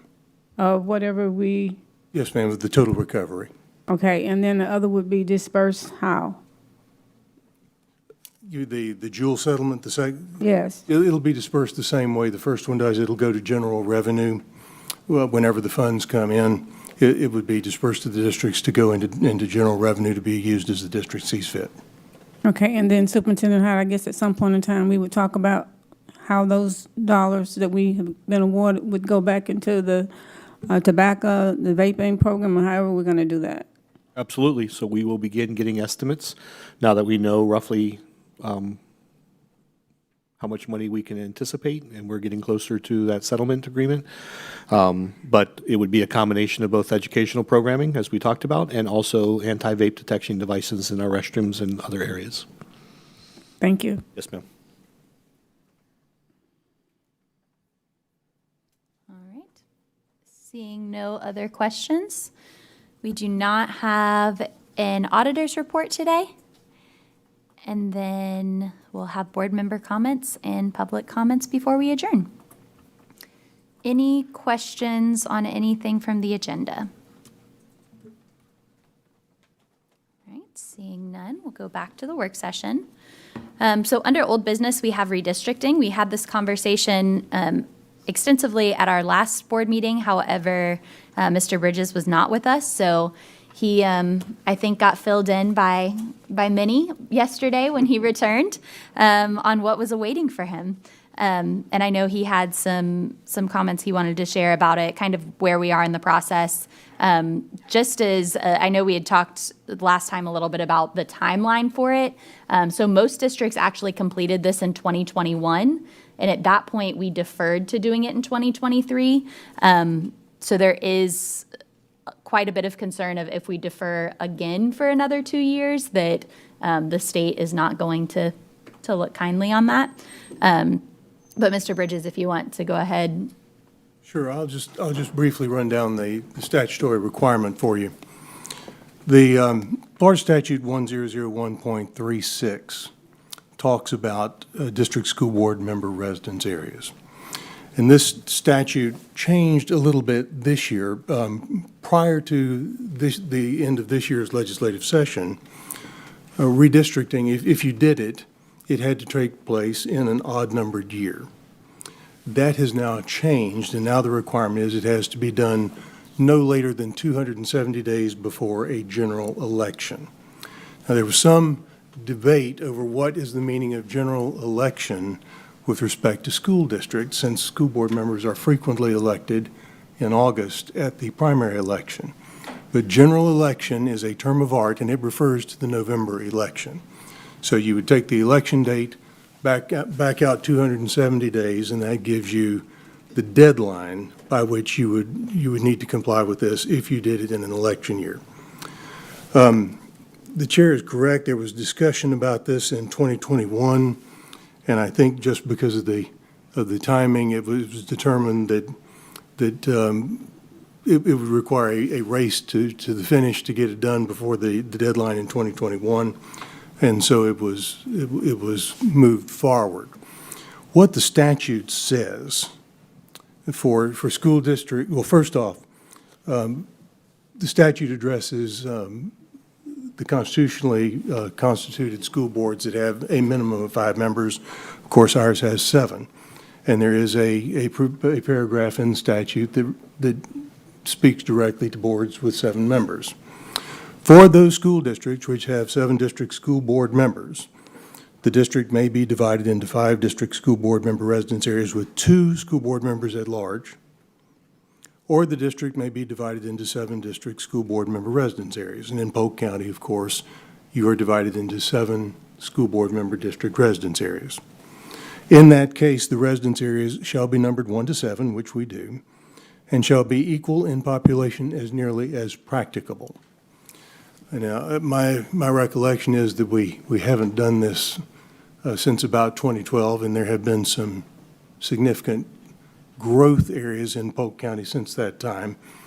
And so that our member residence areas are no longer as equal as they once were. So it is something that the board is going to have to address at some point. And I know that there are concerns about the upcoming election and making sure that we do things in a way that is fair. But it is, I do note that the supervisor of elections has made inquiry about the redistricting process, and when she did, the response was that we were addressing that at this time. So that communication has been made informally. It's my understanding that there have also been inquiries from the political parties for Polk County asking when it was going to be done. The response was that we were working on it at this time. So politically, I don't. There's not a sanction in the statute for what happens if you don't do it right now. But we do know that the board member residence areas right now are significantly less equal in population than they were at the time that we redistricted last time. And I also note that when we talk about population, we're not talking about the number of students. We're not talking about the number of schools. We're talking about the number of residents, the actual overall population of Polk County. So that is the statutory framework in which you're operating, and I'll leave it to your discussion. Thank you, Mr. Bridges. Yes, ma'am. And as everyone recalls from last time, there had been a sixth map that was proposed, and that is the map that is still being recommended with the updates from the previous conversation that had been had in September. So I will open the floor for discussion. And the plan would be to bring this to the November, I believe it's the 14th meeting. Ms. Cunningham. Thank you. As I noted last time, I do not support this redistricting at this point in time. I think it would be very disrespectful because if we voted in November, it becomes effective, December, January, and quite frankly, that's 6 months from someone qualifying. All candidates must qualify in June to run in our primary and general elections. So this is a 4-year elected term. And I just think to give people 6 months to adapt based on us changing this districting is wrong. I don't care whose district it is. I think that's disrespectful. And so I cannot support it. I feel that, and I spoke to Mr. Bridges yesterday, I would be the very first one in August or September, let's say, after the primary, to request that we begin redistricting. I am not against the idea. Yes, the Northeast area has exploded. So we need to go to that end. But to do it now, I just feel is disrespectful of the community at large and the people who may be considering. I know some have already come out to campaign and others may not. Normally in these elections, you don't get a lot of people until the first part of the year. At least that's been my experience through the years. And I feel that people should have the opportunity. I understand that they want us to redistrict, but if you think about it, number one, we're nonpartisan, doesn't matter. And number two, our districts don't matter. It's not like the people in my district only vote for me or for each of you. We are voted on by an entire county.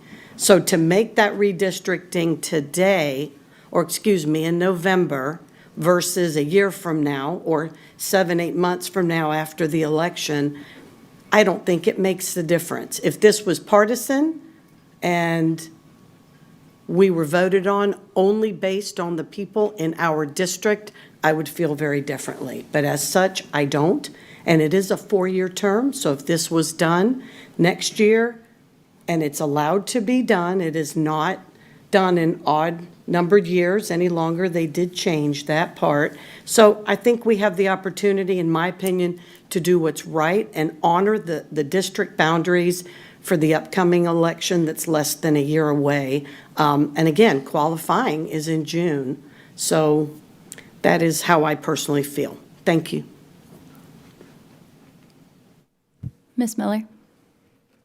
Thanks, and I don't know when the last time we did it, what time of year that it was done. You might know and can remind me. I respect Ms. Cunningham's opinion of that, but I don't know that I would delay this only because people could decide up to noon on that Friday to run. And if you're going to run for a district this big in a county that's over 700,000 people, it's probably in your due diligence to start before 6 months ahead of time. I think we've confirmed that anybody that's listed currently in that election site, that we will not redistrict them out, because that would not be fair. If anybody has filed to run to try, if we did something that would to harm what they've already started. But as long as we're not going to do that, I would not support delaying it. So we can have that conversation as a board. But I don't know that people that decide to run at the 11th hour on that week, I don't know that they would be affected if we waited or not. And I think it's so important that we do this. It's so delayed, and I apologize that it is this delayed because it shouldn't have been. Thank you. Thank you, Ms. Miller. Any other discussion? Mr. Nolte? I think that it would have been wiser to do it after the election the last time. And I was led to believe that we had to do it because it's an odd year. And then what? Yeah, and at that time, the statute required it to be done in an odd year. Right. That changed after this legislative session. Okay, so since it's changed So now. Yeah, now the only requirement is it cannot be done within the 270 days prior to a general election. So if you were to wait until next year, it would have to wait until after the general election next November. I think that would be the best way to do it. My 2 cents is wait till after the next election and then change it. Thank you. Mr. Allen? Dr. Allen? Yeah, I mean, this question is for Mr. Bridges. How does it work for a current sitting board member if we redistrict? You're Stay grandfathered. within, you'd be grandfathered. It has no impact on current term. Mm-hmm. No impact on current term. Gotcha. Ms. Fields? I'm listening to everybody's comments, and my thoughts are, it doesn't matter whether or not it's going to impact a sitting board member's district, to me. What matters is that we do what's best for our county. And I don't even have a dog in the fight, to be honest with you. But I know that we've had conversation about this for a while. And so that if we delay, we're almost in November now. We're talking about how many days after which the general, Mr. Bridges, you said we'd have to? You can do it immediately following the general. You just cannot do it in the 9-month period leading up to the general, the 270-day period. Okay. Well, my belief is for the majority of the people that are going to seek election, that they probably already have, and that they will probably be doing something within the next few months if they're going to be planning wisely. So I don't really know how I would vote on this today, because I see both sides of the equation. But at the end of the day, I think we have to do what's going to be best for the county, and what's going to be the easiest and the best way for us to continue to operate and do business, if that makes any sense, and maybe it doesn't. Thank you, Ms. Fields. Any further discussion? My only comments would be that our seats are up in 2-year increments, so anyone that's looking in that area that would be redistricted either would have an opportunity to run for a different seat in this year or to run in 2 years for a different seat. But this is supposed to be done in accordance with the census. And by the time that we look to implement it, the census will be halfway over into the next one, which we have a governor at the moment that's running for president and is known to look not kindly on people who aren't following the rules. And I do think that we are vulnerable in the sense that we have some districts that have 160,000 people living in them and some districts that have 70,000 people living in them, which is not an equitable representation of our county in each district. So that is my biggest concern in waiting to do it. Mr. Sharpless. I think this should have been done in 2021. When the census came out in 2020, I think that is a justified criticism at that time. It should have been done. I don't know why it wasn't done. I wasn't on the board at that time, okay?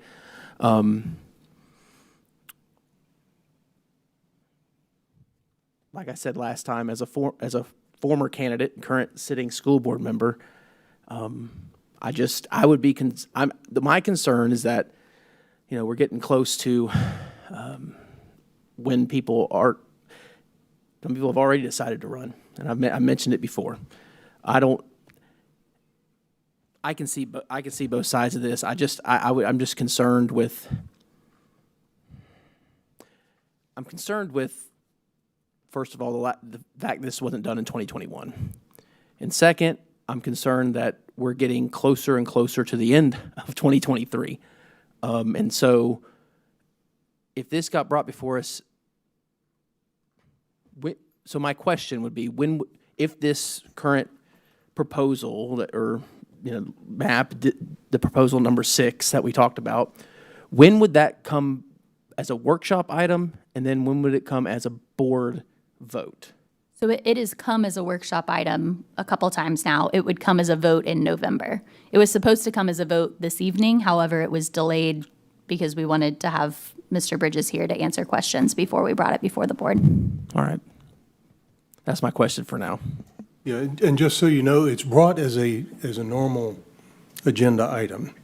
It doesn't require a 28-day notice. The statute requires that you adopt a resolution that includes the description of the boundaries, that it be spread across the minutes, that it be filed with the Secretary of State and DOE, the Supervisor of Elections, and it's effective immediately, and we would then advertise it or publish it in the newspaper of record. But it would be effective immediately upon vote of the school board. Thank you, Mr. Bridges. Yes, ma'am. Ms. Fields? So my question is, are we getting any pressure from the state to do this? And I don't think, if we are not going against the state statute, I don't think the pressure from the state should matter. I'm sorry. I just think we have to do what's best for our county. And I just want to make sure I'm understanding that. Yeah, I don't have a sense of pressure from the state. I know there have been inquiries from the Supervisor of Elections and from the local political parties. So it really, I think, is more of a local issue, but I'm sure that it is something of which folks are aware in Tallahassee. Well, my second part of my comments would be, put it on the agenda. You vote it up or you vote it down. That's what we did with the proclamation. That's what we did with the proclamation. And some of us were for it. Most of you all were against it. Doesn't matter. But vote.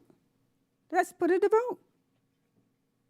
And stop being back and forth with it. We've had enough discussion on it. I think everybody's opinion matters, and we know what that opinion is. And I think we just need to make a decision. Thank you, Ms. Fields. The questions that we've gotten on it have come from legislators in the Supervisor of Elections office, and their comments on the waiting until giving so many days in advance was, well, we had less than 60 days before our redistricting last year in Tallahassee. So that's where the questions and any pressure has come from, just so you're aware. Thank you. Ms. Cunningham? Yes, thank you.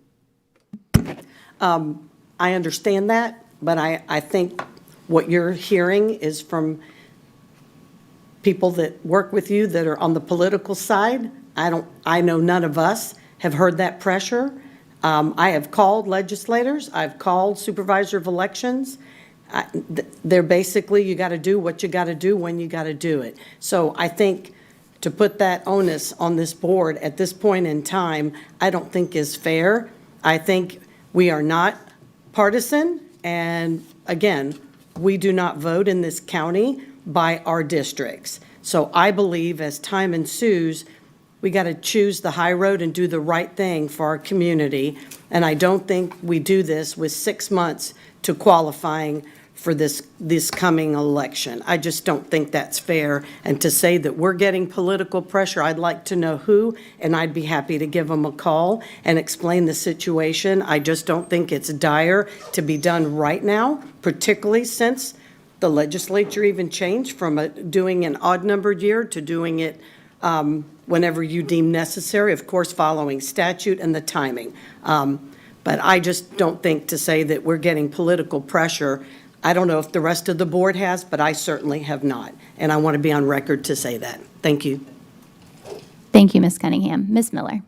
Just want to make a comment that has nothing to do with who's calling who, but it has to do with census data was a little delayed, so I'm assuming that it didn't come to us in Early 2021 because the census data was delayed from the COVID.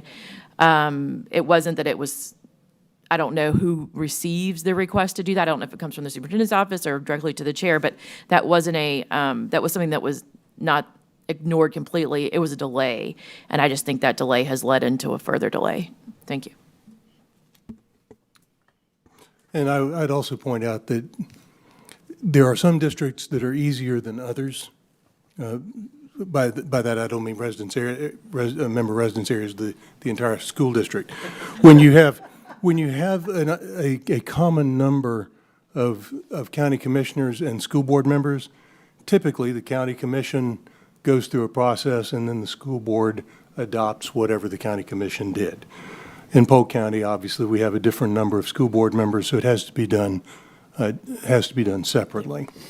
But my recollection is the same as Ms. Miller's, that this is something that probably would have been done in 2021, but for the fact that COVID sort of disrupted a lot of things.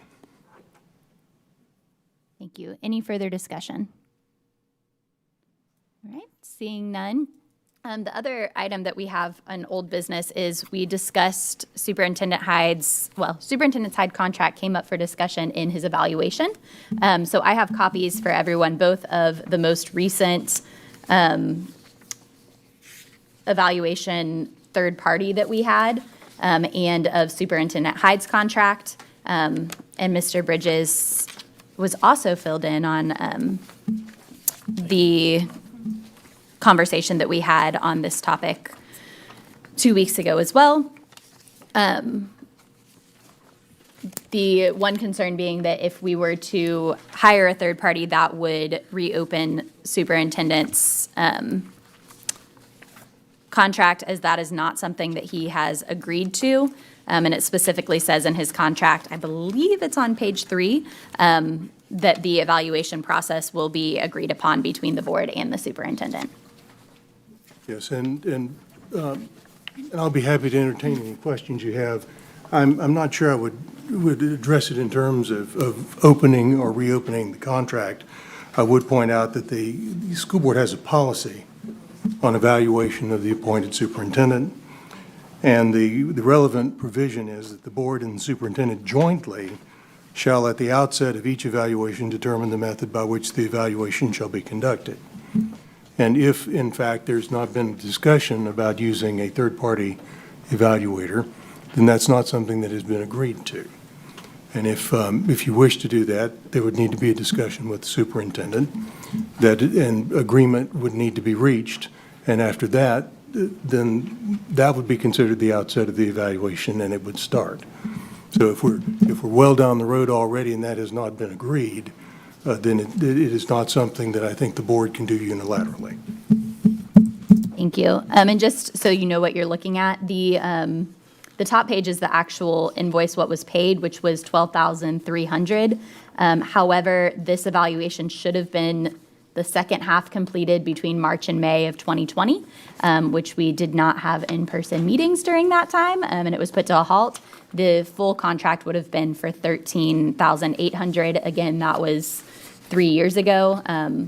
So that's, And once again, COVID disrupted many things. yes.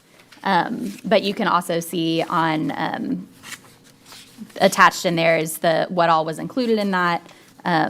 And then the cost proposal and breakdown is on page 7. Ms. Cunningham. Thank you. And that was me who brought this up for those that weren't here last time. I just felt that not for the qualitative part of the review, which we are about to embark on here that's due in another week or two. I was talking about the quantitative side, which is not coming up, right, until next year. So it won't come, correct, it won't come up till next year, and we usually have that meeting in January, just so we have time to get the data. So the meeting would actually be January of '25 for next, so this year's is 23-24 school year. By the time we get all of the data, we normally have that strategic planning meeting scheduled just after the holidays to go over all of the data. So that's when we do the evaluation for that piece. Okay, so what I am suggesting, and it's food for thought, nothing has to be decided, is that for that qualitative part, maybe we look at hiring someone. I'm not saying this individual here, just in general. We threw around a couple different names. I just think sometimes it's best to have a third party to analyze the data, the information, and present it. I certainly did not say that if I'm not happy with something superintendent is doing, I'll be the first one to call him. He will tell you we've had several heated discussions because we disagree on a particular item, but we have the flexibility to talk and communicate.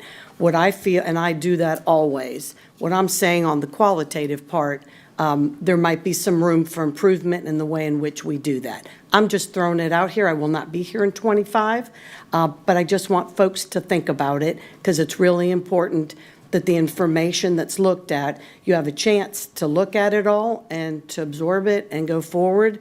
I spoke with Superintendent Hyde after my comments at the last meeting and asked for additional data, and he said he would provide that to us going forward. I just want to make sure as we move forward as a board, that information is always being provided to you, and if not, that the third party would go, hey, did we leave this out or that out or whatever, to make sure it's a comprehensive review of data. All that to say, I'm not looking at fudging data.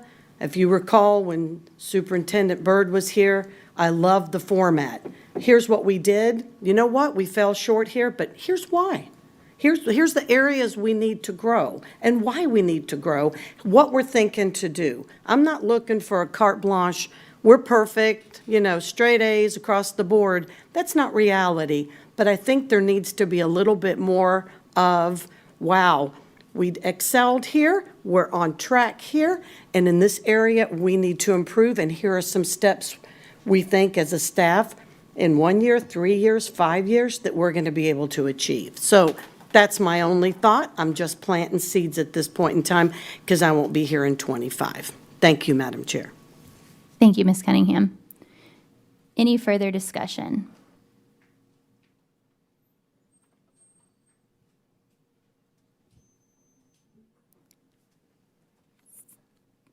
Mr. Nolte?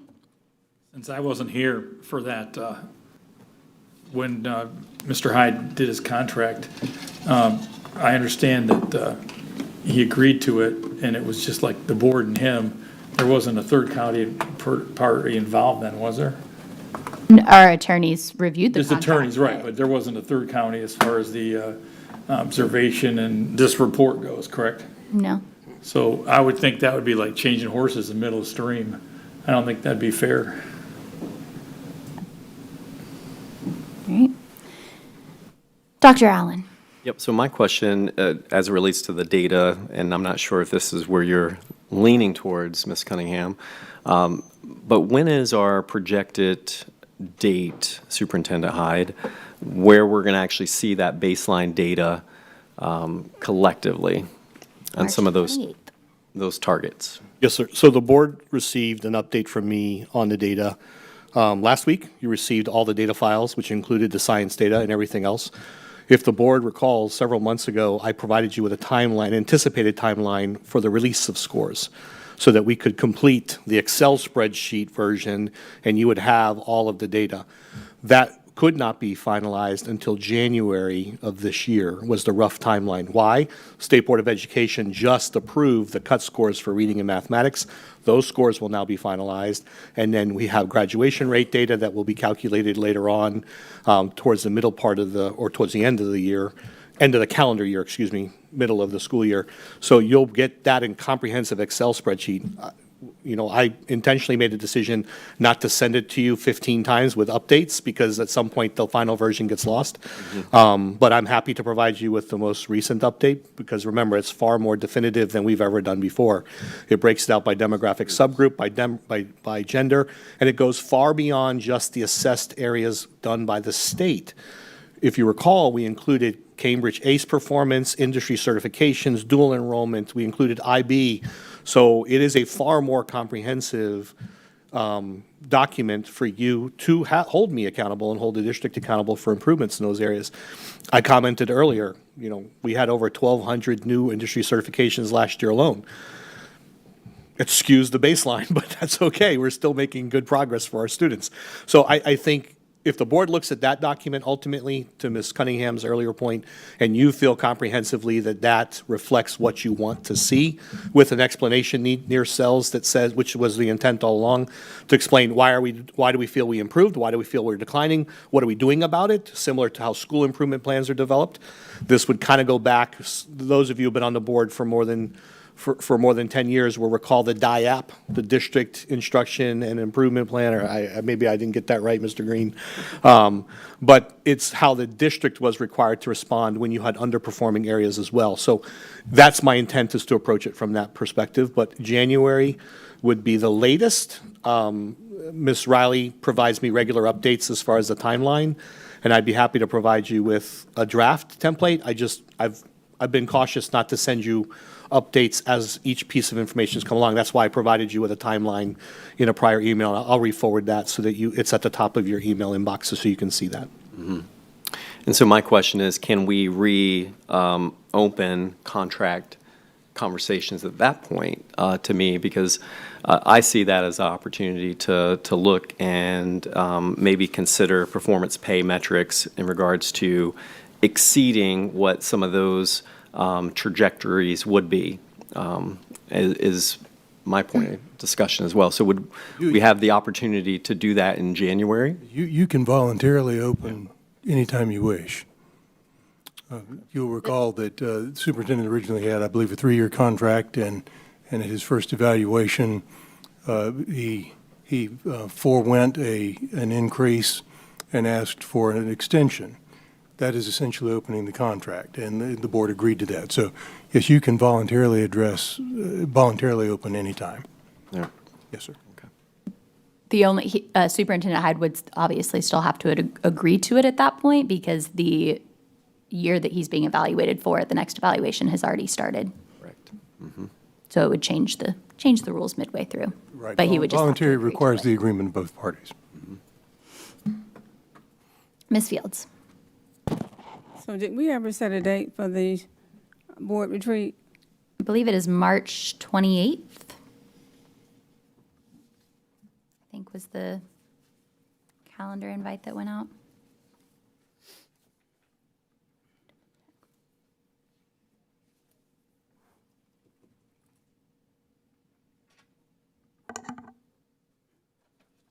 Yes, it looks like there's a calendar invite for March 28th.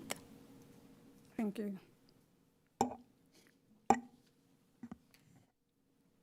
Any other questions or concerns? All right, well, it sounds like the will of the board is to wait and have this conversation after we've seen preliminary data, and go from there as far as having a third-party contractor, but not to do anything at this point. Okay. Getting back to the agenda. That concludes everything that is on our agenda. We do have discipline this afternoon. But if we have any updates quickly from any liaison positions or committees that you serve on, I would love to hear those. Mr. Nolte? I've been thinking, I know we've got a system set up for the review of the books and everything. I've got an idea that, well, since I can't talk to you, because of the sunshine rule and thing, I'd sure like to get the board's idea of this. We're spending so much time on it, and I know it's important. I was on vacation last week, and I looked at half dozen or so of the books, and I was just appalled at them. So when books are challenged in the Polk County school system, I'd like to see it come directly to the board to review before it goes to any committee. That would save their time, would also give them time to do what they need to do in their daily lives. We are ultimately the ones responsible for the content in all curriculum, as well as classroom and media center libraries.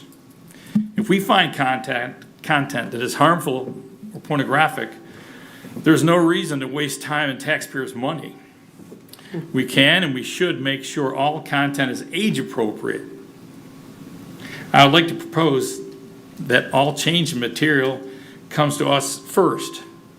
And I'd just like to hear your opinions on it, because I'm just getting blasted for the last 2 weeks from people all over, and I respect their opinion, because I mean, I could not believe the books I looked at. I'm gonna, before I go to the next two, thank you, Ms. Cunningham. If you want to comment on this, if you want to press your button now. Or Ms. Fields, you looked like you were pressing your button to comment on what Mr. Nolte just brought up. I was just gonna see if anybody wanted to comment on Mr. Nolte's remarks. Yeah. Okay. Ms. Fields? I think that we have all gotten emails from certain people, but I haven't gotten an abundance of them, I would say that. And I guess my comment would be, and Superintendent Hyde, you can help me with this, please. We have a policy in place that affords us to have input from community folks as well as staff and the whole 9 yards. Is that correct? That is correct. Okay. Including students where it's appropriate. Okay, so if we were to consider doing this, we would have to circle back and create another policy, delete the one that we have, or remove that one, or revise it or whatever, and then have a public hearing, and then the board would have to vote on whether or not they want to make the changes. Correct me if I'm wrong. That seems correct. Okay. My opinion on the matter is, why would we not want to have input from the community and input from our staff? Why would we want to circumvent and basically just say that their opinion does not matter and we're going to make the decisions? I would not be in support of that. Thank you, Ms. Fields. Does anyone else have any discussion on this topic? All right. It does not appear that anyone else has signed up on this topic? No. Next, okay. So it does not look like that has the support of the board, keeping what we've worked on and what the state has used as their example. Seems to be the process they would like to use. Ms. Cunningham. Thank you. I have just two things that I'd like to bring up. The first is, where are we regarding the proposals for the new high school, Haines City, Point Siena?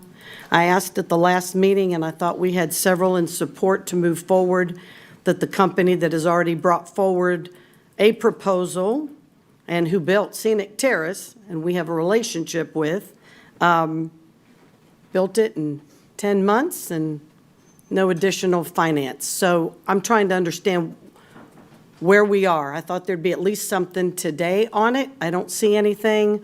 I know we've entertained that proposal that came in at the 11th hour, the night at 10 o'clock, they said, before our last work session. It's still troubling to me that we allowed that. I understand Superintendent Hyde, you said you wanted to bring us both that day. But what if that party did not come forward the night before? You would have only had the one to present to us. So I'm just trying to understand why we're not even talking about it today. Yeah, so again, there's still two options, though. And I think that's the point. Allow me to clarify further. There was no commitment to bring anything today, nor was I asked by the board to bring anything. I know the question was asked, but I provided a timeline, a realistic timeline, that November would be the earliest that I felt we would have the financial comparisons ready to go. And let me explain that.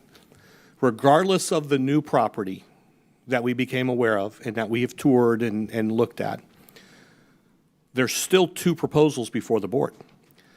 There is, even with the P3 group, there's the option to procure that land ourselves and still do a design and build traditional approach. It does not require and is not contingent upon only doing the program and a project we did previously at Scenic Terrace. Sure. So that's why there's still, but we don't have all the final information and the numbers yet. And so up until just the last meeting, we were still in conversations with that original group that sent us a proposal to get clarification to some of their budget that they had submitted. And so, again, I want to bring you all the information so you can make an informed decision moving forward. And in that way, we can go out to the community and make sure we get their input. There's no intentional delay here. It's just a matter of making sure that you have all the information, because the last thing I want to have happen is we move forward under the assumption that that's the best possible solution for us, and it turns out that that's not the case. We get a bid challenge, we get something else that occurs. And so we need to dot all our i's and cross all our t's because of the requirements for advertisement and those types of things. So that's all that's transpired thus far. I am confident by November, you will see a recommendation and a final summary that will allow you to review it, to ask feedback and questions of the team, and then no later than December, I would expect for the board to make a decision, because we only had the one meeting in November. Right. I would expect the board no later than December to be making a decision and providing me a direction based off the recommendation. So that's the timeline as I see it. Again, with respect to you and your roles, I feel that I must provide you with all the information that you need to make an informed decision based off of both possible project outcomes. And there has been a recent development. Like I said, the P3 proposal came with the parcel of land. Since that time, there's an opportunity for us to do a traditional design and build on that same parcel of land. There's a willingness to sell us that parcel if we so choose. So Mr. Pitts has been actively engaged in that conversation. I have a meeting as early as Friday to have follow-up conversation to make with part of the people from that development group to ensure that I have all the information I need to bring to you so you can make an informed decision. So would we say that by the next meeting in 2 weeks in November, right? Isn't it? That we're going to have something before us? Yes, ma'am. Or even before that we can review and look at to have questions? No? I will promise you by the next meeting. Okay. If I can under-promise and over-deliver by getting it to you earlier, happy to do so. Okay, that'd be great. Yes, ma'am. Thank you. And I have one other item, Madam Chair. I'm very concerned about our middle schools being mandated to move students from pre-algebra to algebra based on student state assessment data.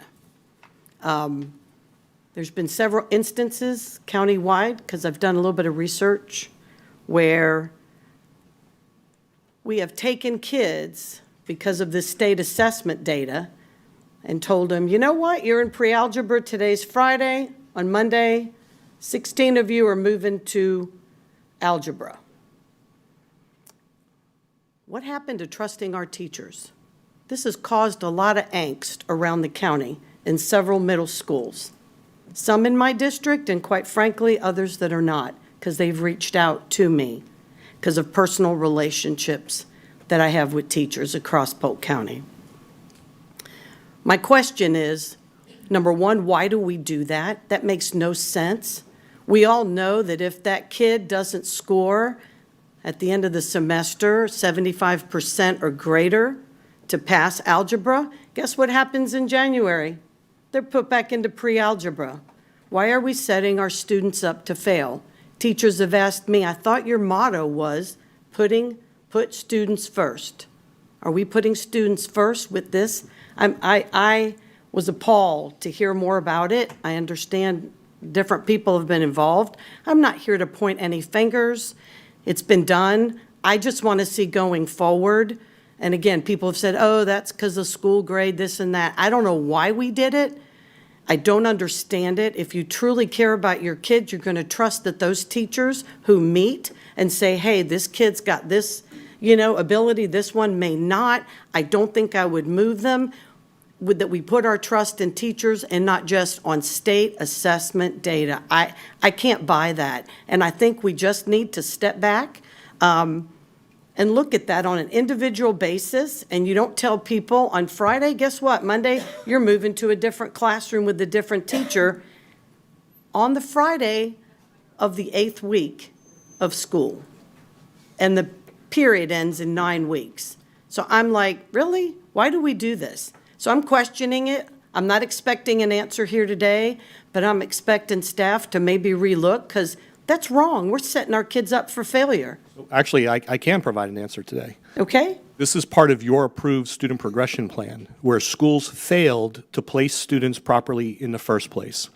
On September 7th, I provided all of our principals at a principals meeting with the list. We run a report every single year to ensure that our students are properly placed in classes. At the beginning of the school year, there were over 140 students who were not properly placed. And so we sent them, I provided it on September 7th. Our student progression plan states what criterion should be used, and teacher input is part of it, but it does not override the academic side either. It is equal. Those students were not placed, respectfully, they were not placed because of teacher recommendations. They were placed because somebody who made the master schedule failed to identify those students initially for proper placement. You're absolutely right. I'm only aware of one school where there were 17 students that were asked to move at the 9-week period. We didn't ask them to do that. I asked them to do it all the way back on September 7th at that principals meeting and to follow up with parents. They made a conscious decision. The administration at that school made a poor decision to defer it to the end of the 9-week period, which we don't support. And when we became aware of it, we became involved. So this is absolutely why we do master schedule reviews. This is why we provide that data. So students are placed into courses that they should be placed into because they deserve the opportunity. If a parent doesn't want their child in that course, you're absolutely right. They should be given the option. However, moving them that late is not a requirement. We did not mandate that. I'm going to make that very clear. That was a poor decision by the administration at that school to defer student changes to the end of the 9 weeks. You have a colleague board member who had to bring to my attention the fact that a student was being placed in the same exact middle school science class that they had taken the year prior. Why? Because the school did not adequately look at that child's credits who attended that same school the year prior and placed them into the right classroom. This is why we provide the master schedule review. This is why I provided them with that data set. So please, we're not forcing students to go into certain classes. We are creating the opportunity. But again, I don't want it misconstrued that a poor decision based at a particular school is reflective of district policy, because it's not. We did not direct that. I did back in September at the start of the school year, which would have made more sense. Delaying it till mid-October doesn't make any sense whatsoever. And in fact, we worked with, and Ms. Fields and others who contacted me about these same concerns know that we worked with individual parents. I believe that over half the students returned. The rest of the students remained. We have an incredibly high passing rate. In 7th grade algebra, for high school algebra, our passing rate's 90% or close to it. And it's 86, 80%, 88% on average across the years in 8th grade. So we actually have a very good passing rate, and our teachers do a good job. I don't disagree, but they should not have been moved so late. But that was not a district directive. That was a poor decision. We've addressed it with that administration and ensured that it won't happen again. But, and that's a frustration I have because we missed an opportunity for those students. And I agree, it's not just about them being delayed 9 weeks in the curriculum, because I actually think If those students are talented in mathematics, we might actually be able to get them to the place where they need to be by testing time. However, to create that schedule change disrupts the rest of their schedule. And when students are at a school that has a very specialized area of focus, it's not fair to that student to have their schedule disrupted that way. So you are absolutely right. Ms. Fields, Ms. Miller, and others who have brought similar concerns to my attention, absolutely valid, and both of them can attest to the fact that we work as expeditiously as we can to correct those mistakes. But again, I want it stated, that is not a district directive. That information was provided in a timely manner, and it points to the fact that we need to do additional training because counselors and others who create the schedules need to know that that data set's available. And Ms. Everett was the one that was able to pull that for us so that we could see, based off test scores, based off academic performance, where should these students be placed. This actually started because I attended the instructional review at Tenor Rock High School.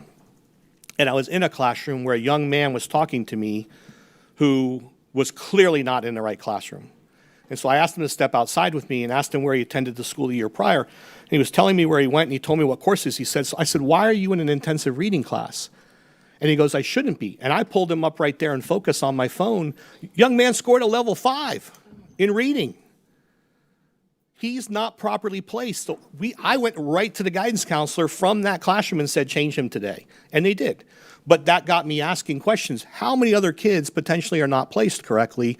And we pulled the report, and that's what started this dialogue at the beginning of September. So it's a longer explanation, but I wanted to reassure you, we're not pushing this. And for those who have said this is for school grades, that's the biggest myth ever. We want to do it because it's good for kids. And the more acceleration we can provide them now, the more flexibility they get later on in high school if they want to pursue other options and interests, especially if a student is interested in the performing arts. They now get an extra elective versus being stuck in another class. So thank you for the opportunity. Yes, and the other thing I just want to say is to make sure that while we're looking at state assessment data, sometimes the people that work with the kids at the school realize that maybe they can't make that leap. Absolutely. And at some point, that needs to be respected. Correct. That's what I'm asking. Yes, ma'am. And we do. That's part of the plan. That's part of the placement process. Okay, thank you. Yes, ma'am. That concludes my questions for today. Thank you. Thank you, Mr. Hyde. Thank you. Ms. Miller, and just a reminder, we have discipline before our board. No, I meeting. appreciate that. And this is why, and I know it's good to talk publicly so people can know that we're working on things, but this is why my phone went, I called Ms. Superintendent Hyde right away because this isn't about the district mandating stuff. And I'm just gonna be very honest, I respect principals and what they do, but we have not given them the tools, or we have not in years past, and we have got to catch them up quickly on this master scheduling and the scheduling issue. Similar student at Tenor Rock 2 years ago, couldn't get into, was never put into AP classes, did not have a parent at home to say, listen, my kid needs to go to these AP classes. If a teacher had not have stepped in, they wouldn't have been given that opportunity. I don't know how, it's not my business to know how scheduling works, but I got the call from a middle school, not in my district, in District 1, with the child who had repeated the same science class. She's been in the same science class she was in last year up until last week when it was brought to the attention of the district staff, who then further reviewed other students were not correctly placed. You know, I know there's a lot on principals, but that is some basic management things that they need to work on. But I agree, just like an IEP meeting, the child doesn't have a disability. Any kind of educational changes should be a team decision. We've got too many students who don't have parents involved. So I agree that the teachers need to be able to say, this kid could do better. But raising expectations is what we should be doing. I'm not in disagreement that moving kids out of the pre-algebra classes, if it was done at a correct time early in the year, might benefit them. We have to raise expectations for our kids, and that's why those tests were designed.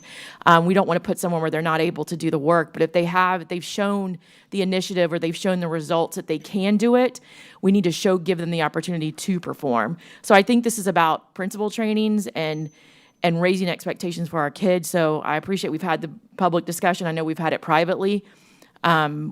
The scheduling issue has to be done in the best interest of the students at the correct time. Thank you. Thank you, Ms. Miller. Ms. Fields. I know we have discipline. I had cleared my request, and then I had to come back because I wanted to be clear. And I appreciate the person who made me aware of the situation in one of the schools in my district. But immediately when I called Superintendent Hyde, he jumped right on it, and he took care of it. I believe there was 18 students. And I believe maybe half of them decided to go back to pre-algebra and others went forth, but at least they were given an opportunity. So I want to publicly thank Superintendent Hyde for doing that, and we just have to keep doing what we need to do and making sure that our staff, as Ms. Miller said, have the tools to do what they need to do, and the parents have the ability to share their thoughts and their concerns and not be afraid, and staff as well. Thank you. Thank you, Ms. Fields. All right, and seeing no further business to come before the board, this meeting is adjourned. I will ask that everyone clear the room because we have to have a clear room for discipline hearings.